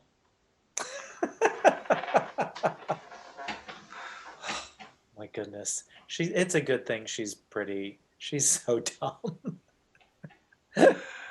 You got the toned down version of that AOC impression, by the way. Usually I've got a little bit more flavor in it, and I do the Z snap. Yeah. And I throw a poppy in there every once in a while, too. Every time I see her, all I can think of is that scene where she's eating the sweet potato raw. when she was doing a live stream. I missed that one. Yeah, that was back at the beginning of the pandemic when she was learning what a disposal was. She'd never seen one of those. What's a disposal? Apparently, I missed that. Well, they're not allowed to have those in New York, though. So that one I actually could understand because it's, I guess, not good for the sewer system in New York, which probably needs all kinds of construction anyway. So that I could at least understand They somewhat. just need to get rid of the rats. Then it'll flow nice. And But that's what I have on this. Let's grab some live chat here. Let's grab this and let's do the other couple topics that we have down here. All right. Let's just see what these guys are doing. I know they've been neglected for quite a while. And they've had a lot to say. They definitely have. See if we can get some questions in here as well. Katie Z had the last one. Quest says she's running for re-election. She never conceded the previous time. It's true. Ron Helton says, I made a comment on ABC News' website about the U.S. only bombing crunchers with brown kids. They deleted it. Oh, I didn't know they could do that. Katie Z says, charging the parents, it's a scary precedent. It does. Mm-hmm. Ron Helton explained the Kyle Rittenhouse meme, 4 doors on a car and you could load more women in quickly. It's just funny because Kyle doesn't look like a guy that would need to load a lot of women in quickly. Get one. Let's see. What else do we have here? Ron says, damn it, that's just narrow-minded. Who will make sure that pitiful Pelosi doesn't get harmed and all that ice cream goes to waste? Yeah, that's expensive ice cream. I'm with you on that one. Whatever happens to her, leave that stuff in your will to me. Apparently in Oregon in the 2nd grade, when Mr. Zed went to the 2nd grade, the kids rode their horses to school. They all had rifles and pistols and knives. He says he had a knife in 2nd grade. Yeah, I mean, that's not that big of a deal. Oh yeah, on the occasions that I was in a normal school, all the boys had pocket knives. We would show them, trade them. You know, a good knife would get you a new pair of Chucks by the end of the school day. Oddly enough, I wore my Chucks today. Me too. I forgot to grab my boots when I went to the gym, and they were actually sitting on the floorboard of the truck, and I didn't want to wear my gym shoes after I got out of the gym, so I threw on the Chucks instead. Chucks are great. It's all I wear. I'm more of a boot guy myself, but they're nice. I forgot how comfortable they were. Oh yeah. Let's see, what else do we have here? We had the exchange between Katie Zed and Mr. Zed. We talked about that when it happened. Apparently, Mr. Zed wanted to tell Katie that she was right in public. Mr. Zed says, are we supposed to tell on people who touch our asses? And Katie Zed says, I'm an ass-touching to report. Quest says, her ass is 2 words. I was gonna, yeah, her ass. Man, if I told on everybody that touched my ass, there'd be a whole line of people. There's some people, I guess that's their love language. I don't like it, but whatever. Let's see. Quest says, medically it'll be completely supplanted by external incubation or transfer to another mother. As far as, you know, where the viability is coming here, which I think we're probably almost to a point where, I mean, at conception, we could call viability at this point. We're probably getting pretty goddamn close. Yep. And honestly, it's even to the point where if they get pregnant the first time and don't want it, go through the surgery. And there are ways, again, to make sure that this doesn't happen again until you want it to. Mm-hmm. Mr. Zed says, simple steps to not being pregnant. Oh, the jokes that run rapidly through my mind. Be a teacher. Just be a teacher. That is the best form of birth control ever. Teach those little rugrats. And you're like, nope, can't do it. Sorry. Let's see. Mr. Zed says, you've obviously not been to Atlanta. These women are definitely getting laid. Yeah, I'm sure there are a lot of simps down there. Oh, yeah, I guess if you're in town, yeah. Katie Zed said the same thing that you did at pretty much the same time. Nobody slept with these women. Yeah. And it looks like Mr. Zed, I don't know if your comment got cut off on this one, says the less you have to sell, the harder you sell it. The less you have to say, the louder you yell it. Dumber the act, the bigger the confession. The less you have to show, the louder you dress it. That's it. Those are the lyrics. Oh, I'm not familiar with that. Got to be. 1, 2, 3, 4, loud. Yeah, it's a great musical. Nice. I guess I didn't recognize it. Let's talk about the Maxwell trial, which actually didn't really take off as much as I thought it was going to. Like, I thought there was going to be more coverage of this, but I guess I'm not completely surprised that it didn't. Ghislaine Maxwell is currently in trial in federal court, so this is not televised because they're not allowed to have recording equipment in a federal court. They're not allowed to have voice recording. They are streaming it out on a landline phone. There's a number you can call to listen into the trial. But basically, for the most of us here, especially those who work during the day, what we have is the reporter's words for it. It's not going to be like the Rittenhouse trial where I analyzed every single minute of that because I watched every minute of that. Yeah. This one's going to be a little bit different.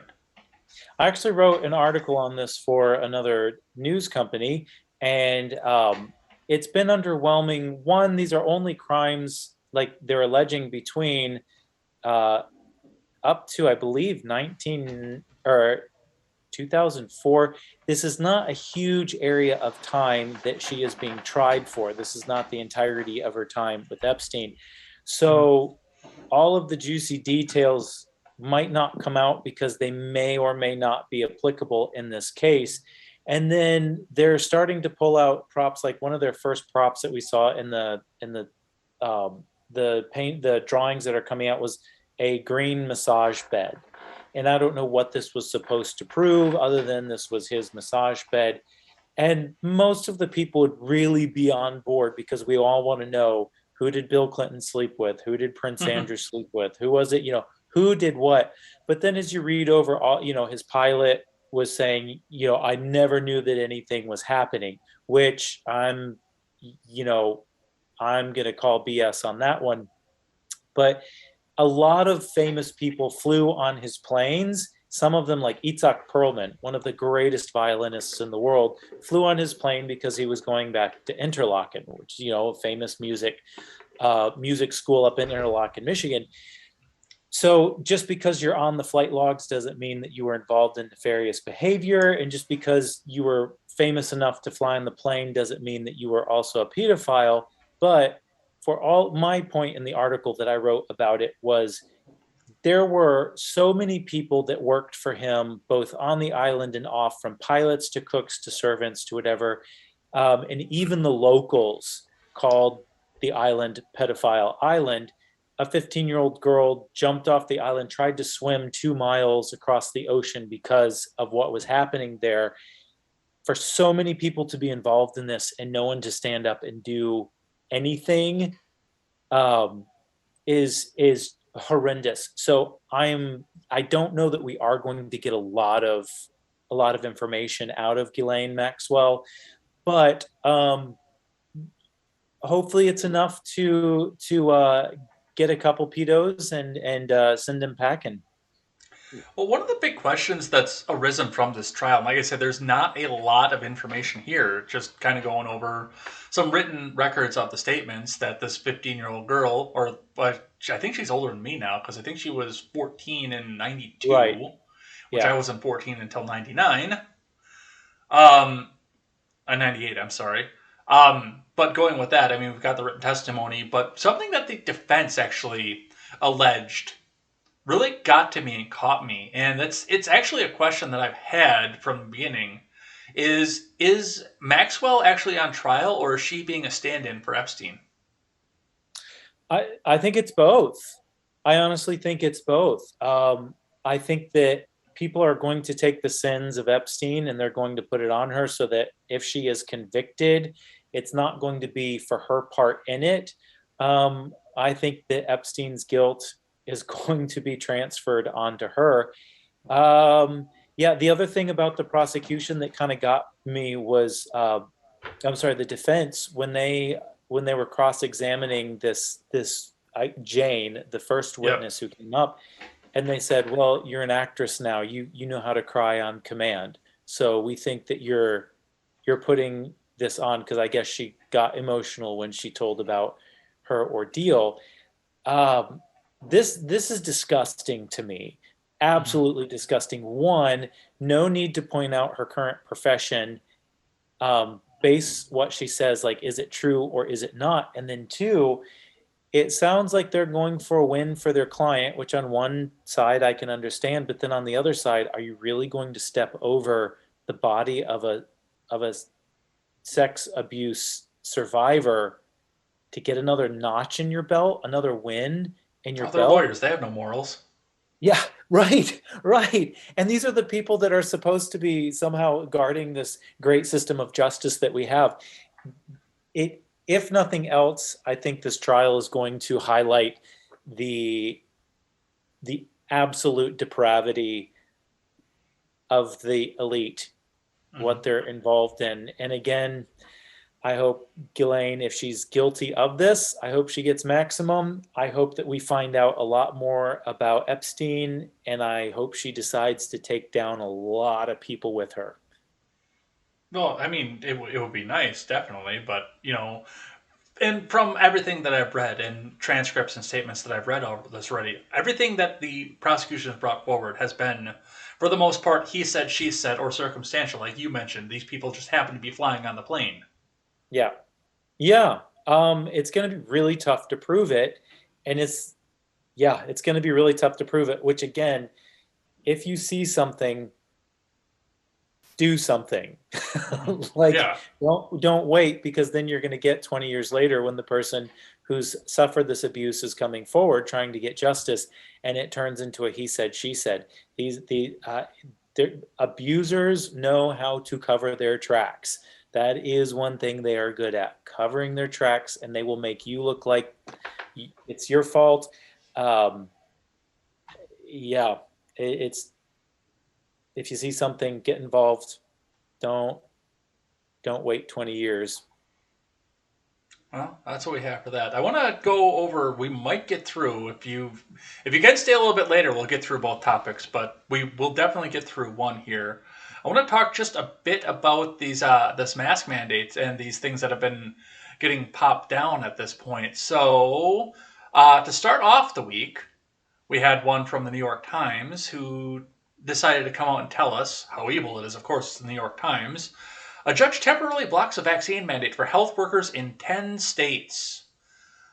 So this started, I believe this was in Missouri. Yep, it's Eastern District of Missouri was the one that set this off. And 10 states came together for a lawsuit to block the federal mandate for masks and vaccines for healthcare workers. Now, this does not attend to any sort of private company regulation, obviously, and we'll talk about that in just a second. But the workaround that they were doing for the healthcare facilities was for nursing homes and hospitals that received primarily Medicare and Medicaid funding, which legally, by the executive branch, because of the way it's structured, the executive branch actually would have jurisdiction over.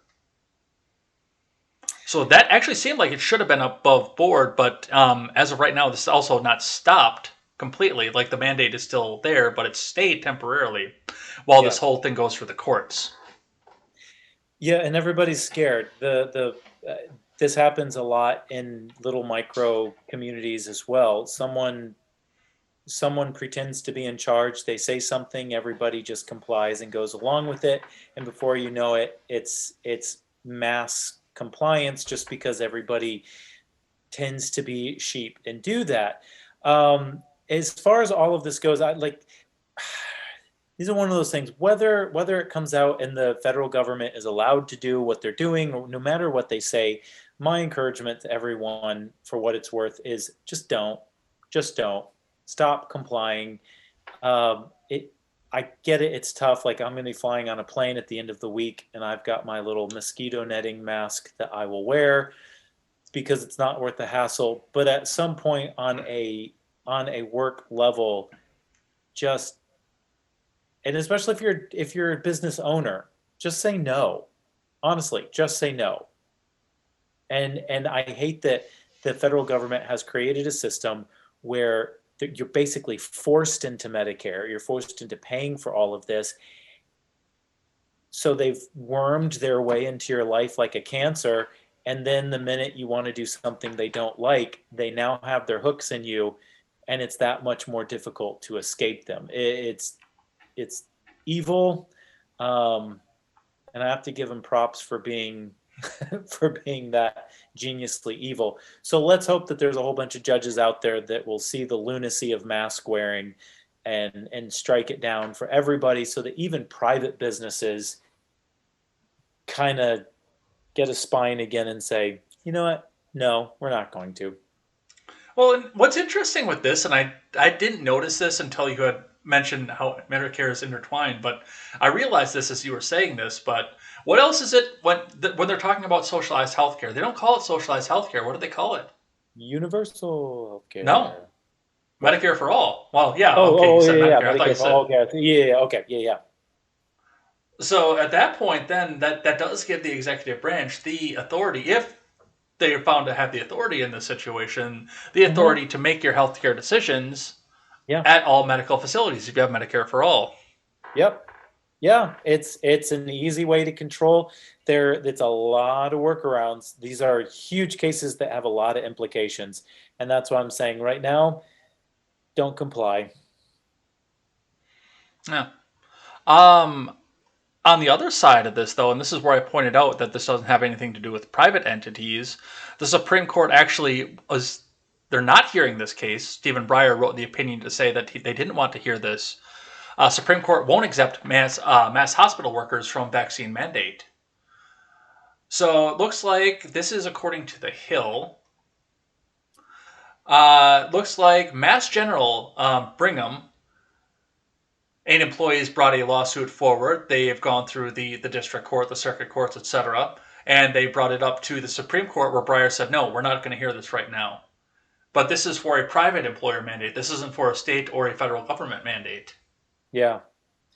I have a friend who's a nurse. They tried to enforce this vax mandate. Most of the nurses on her floor did not want it, so they all got together and said, nope, we're not going to do it. And the hospital backed down because there's such a shortage of nurses right now. If hospitals are going to go full force into this and try to enforce it, honestly, the best thing would be for all of these health professionals to band together, make a cash, open up a cash hospital. I guarantee you could get millions in backing to build your practice, especially if it were something if it were seen as a middle finger to the federal government. A lot of Republicans and every libertarian out there would probably be on board with that. Well, and especially if these court cases come out, and it does come that OSHA doesn't have this sort of mandate, which I don't believe they do. No.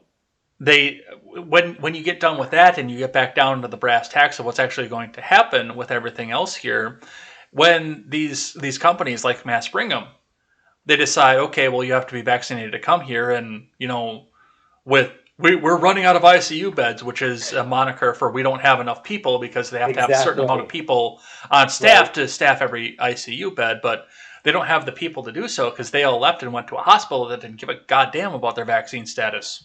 Yep. And that market's a bitch. That's how it works.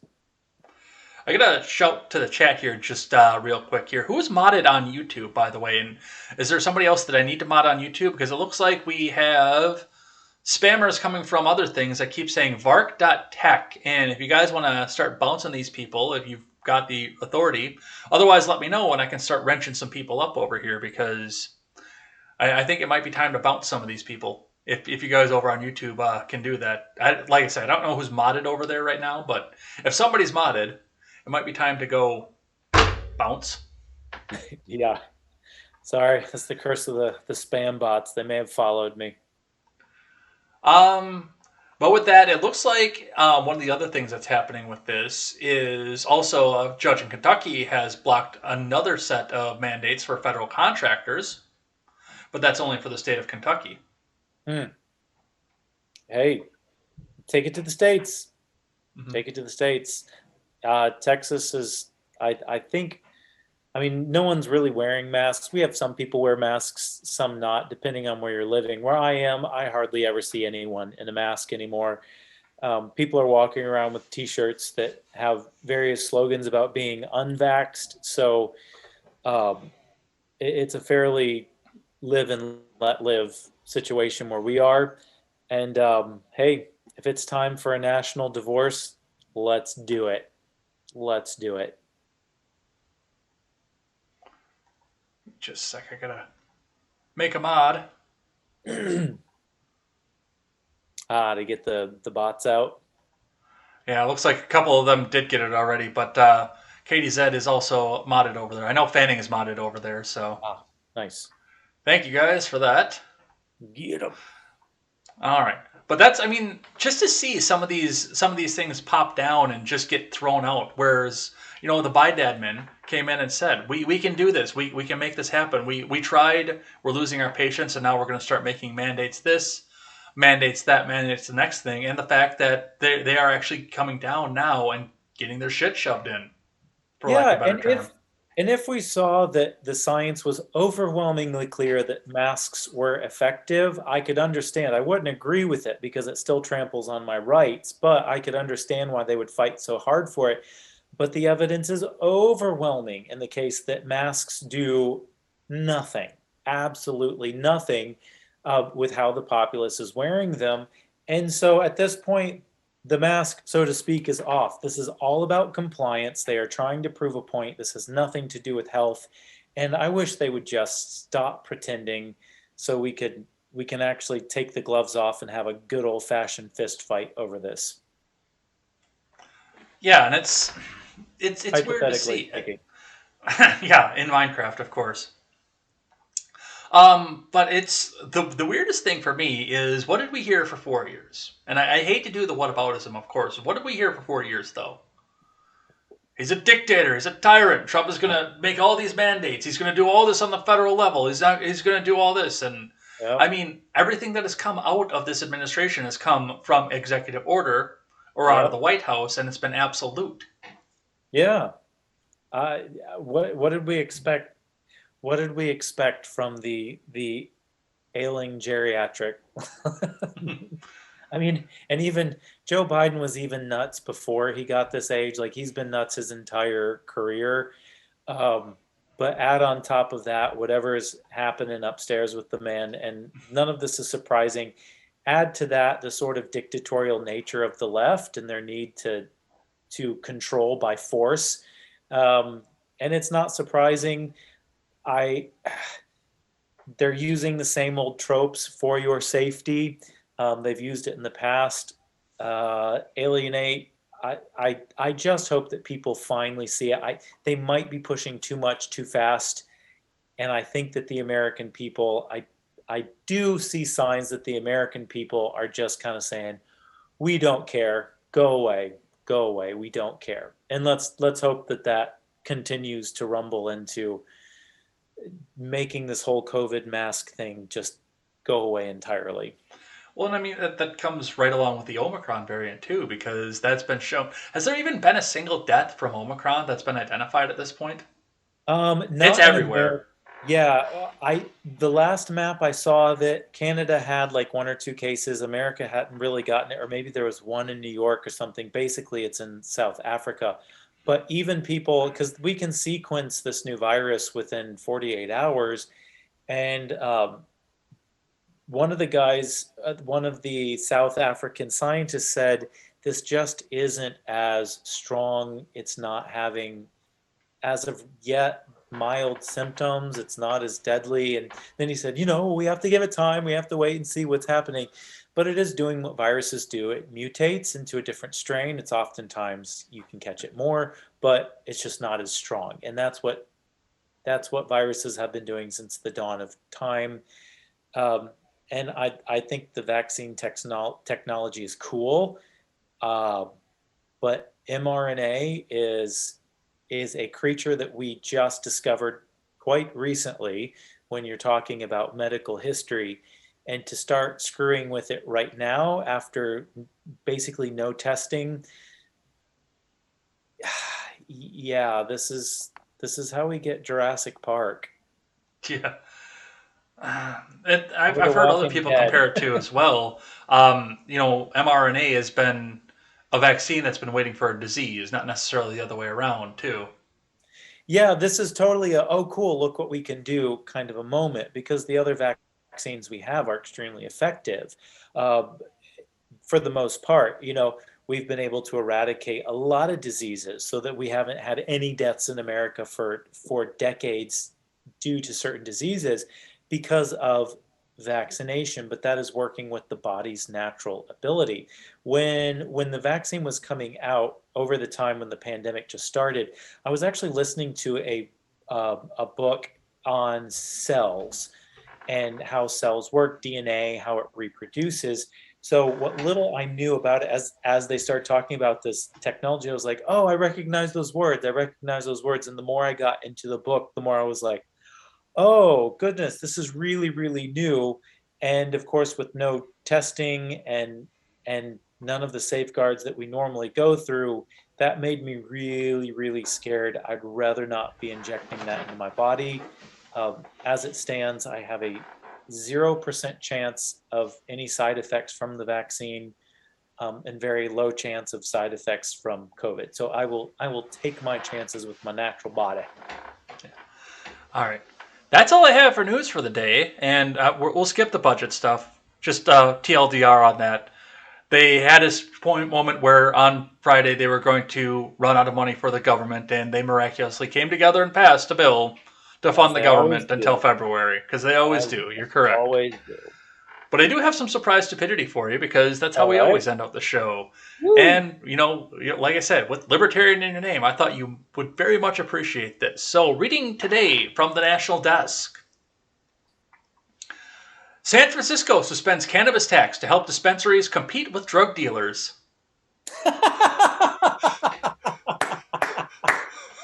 Woo! An ordinance suspending San Francisco's cannabis business tax was unanimously approved by city supervisors Tuesday. San Francisco Supervisor Raphael Mandelman, the ordinance's author, said in a statement suspending the business tax on cannabis will help support legal cannabis retailers as they struggle to compete with illegal cannabis sellers. Yep, the market always wins. You can set up that fancy schmancy store in an expensive strip mall, but I'm telling you, people are going to go out back to 7-Eleven and they're going to get a dime bag for less than half the price. That's beautiful. That is beautiful. Way to go, people. I'm not even a drug user, but I got to say, that's amazing. Well, and I like I said, you're obviously not in California either, but I do have to. I have to wonder what the market is for that too, because I have a CDL. I can't. I would if I could. I enjoy smoking weed, and in Wisconsin, it's a medical state. Obviously, I don't have a medical card for it, but the CDL too on that, kind of bars me from that. But sure, like when they started doing this, I did have to wonder what the street value was going to be versus what it was going to be sold for in stores. Plus having all the taxes on top of it, too. Yeah. And I mean, even without the taxes, I can't believe that it isn't more expensive, because it's got to be refined, it's got to run through the FDA, it's got to have all the testing, it's got to be genetically something or other, this, that, the next thing. Whereas, Harold the Happy Fucking Hippie has got 25 plants sitting under a heat lamp at that one part of his roof that isn't snow covered and the rest of his roof is. He doesn't care what it is, and the people buying it don't give a damn what it is either. And he and his friends have been smoking it for years, and they are just fine. That's the thing. You throw the FDA into it, maybe the rich kids go to the dispensary so they can get their Gucci version of the weed, but no, when it the weed, I sound like a boomer. It's a good kush. Yeah, but the thing is, you're not. Yeah, this is a plant. People are going to grow it, and they are always going to find a way to undercut, to undersell the government. And now that the government is blinking and they're legalizing weed, it does not surprise me that they're dropping the tax to make their dispensaries. That's beautiful. That is beautiful. Well, I don't say this often, but well done, Californians. Well done. All right, let's grab the last of the live chat and get out of here for the day. All right. Oh, that was great. I liked that.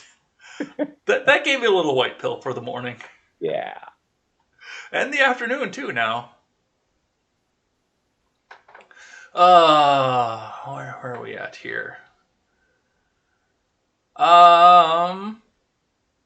Katie Zed on the Maxwell trial said she tried to call in, but she couldn't get through. I'm sure that those circuits were fucking jammed. You couldn't get into there at all. Katie Zed also says, I don't think we'll get anything out of this trial, too. I don't either. Because, like I said, all that they've been bringing forth is Ben, he said, she said. Yeah. And if they're actually using a landline for it, like, can more than one person call in on a landline? It's been a while since I've used one. I'm not sure. Yeah. Quest Fanning says, gonna say it again, Ghislaine. Yeah. I love that she dated him, broke up, and still got women for him. There's a psychologist's dream right there. Allegedly got girls for him. Allegedly. Dream appears. Yes. Mr. Zed says, money can buy the silence of the sins committed, providing you do not wrong somebody you forgot to pay off. Yes. Yes. It's only wrong if you can't silence it. I think that happened with, what was his name? The football player who claimed that he got a fake vax card, and then I guess it turned out that he didn't, but the chef that he didn't pay came out and ratted him out. Hey, I gotta hand it to the Italian guy that got the jab, and he wore a he tried to get it in a fake arm. He failed. Yeah, in a fake arm. That's beautiful. And when you said the Italian guy, I thought we were going to be going with the patron saint of medicine. Oh, no. If you criticize me, you criticize the science. Yes. I am the science. No, I'm kidding. I am the Senate. Spartacus. Quest Fanning says, OSHA always loses in the court. They should be challenged by employers. They should. Yeah. They're a rubbish organization anyway. Everybody jumped over to YouTube to go try to take care of the bots. Awesome. And now Katie Zed is modded over on YouTube. Mr. Zed says, wait a minute, the last time she had power, she delete ...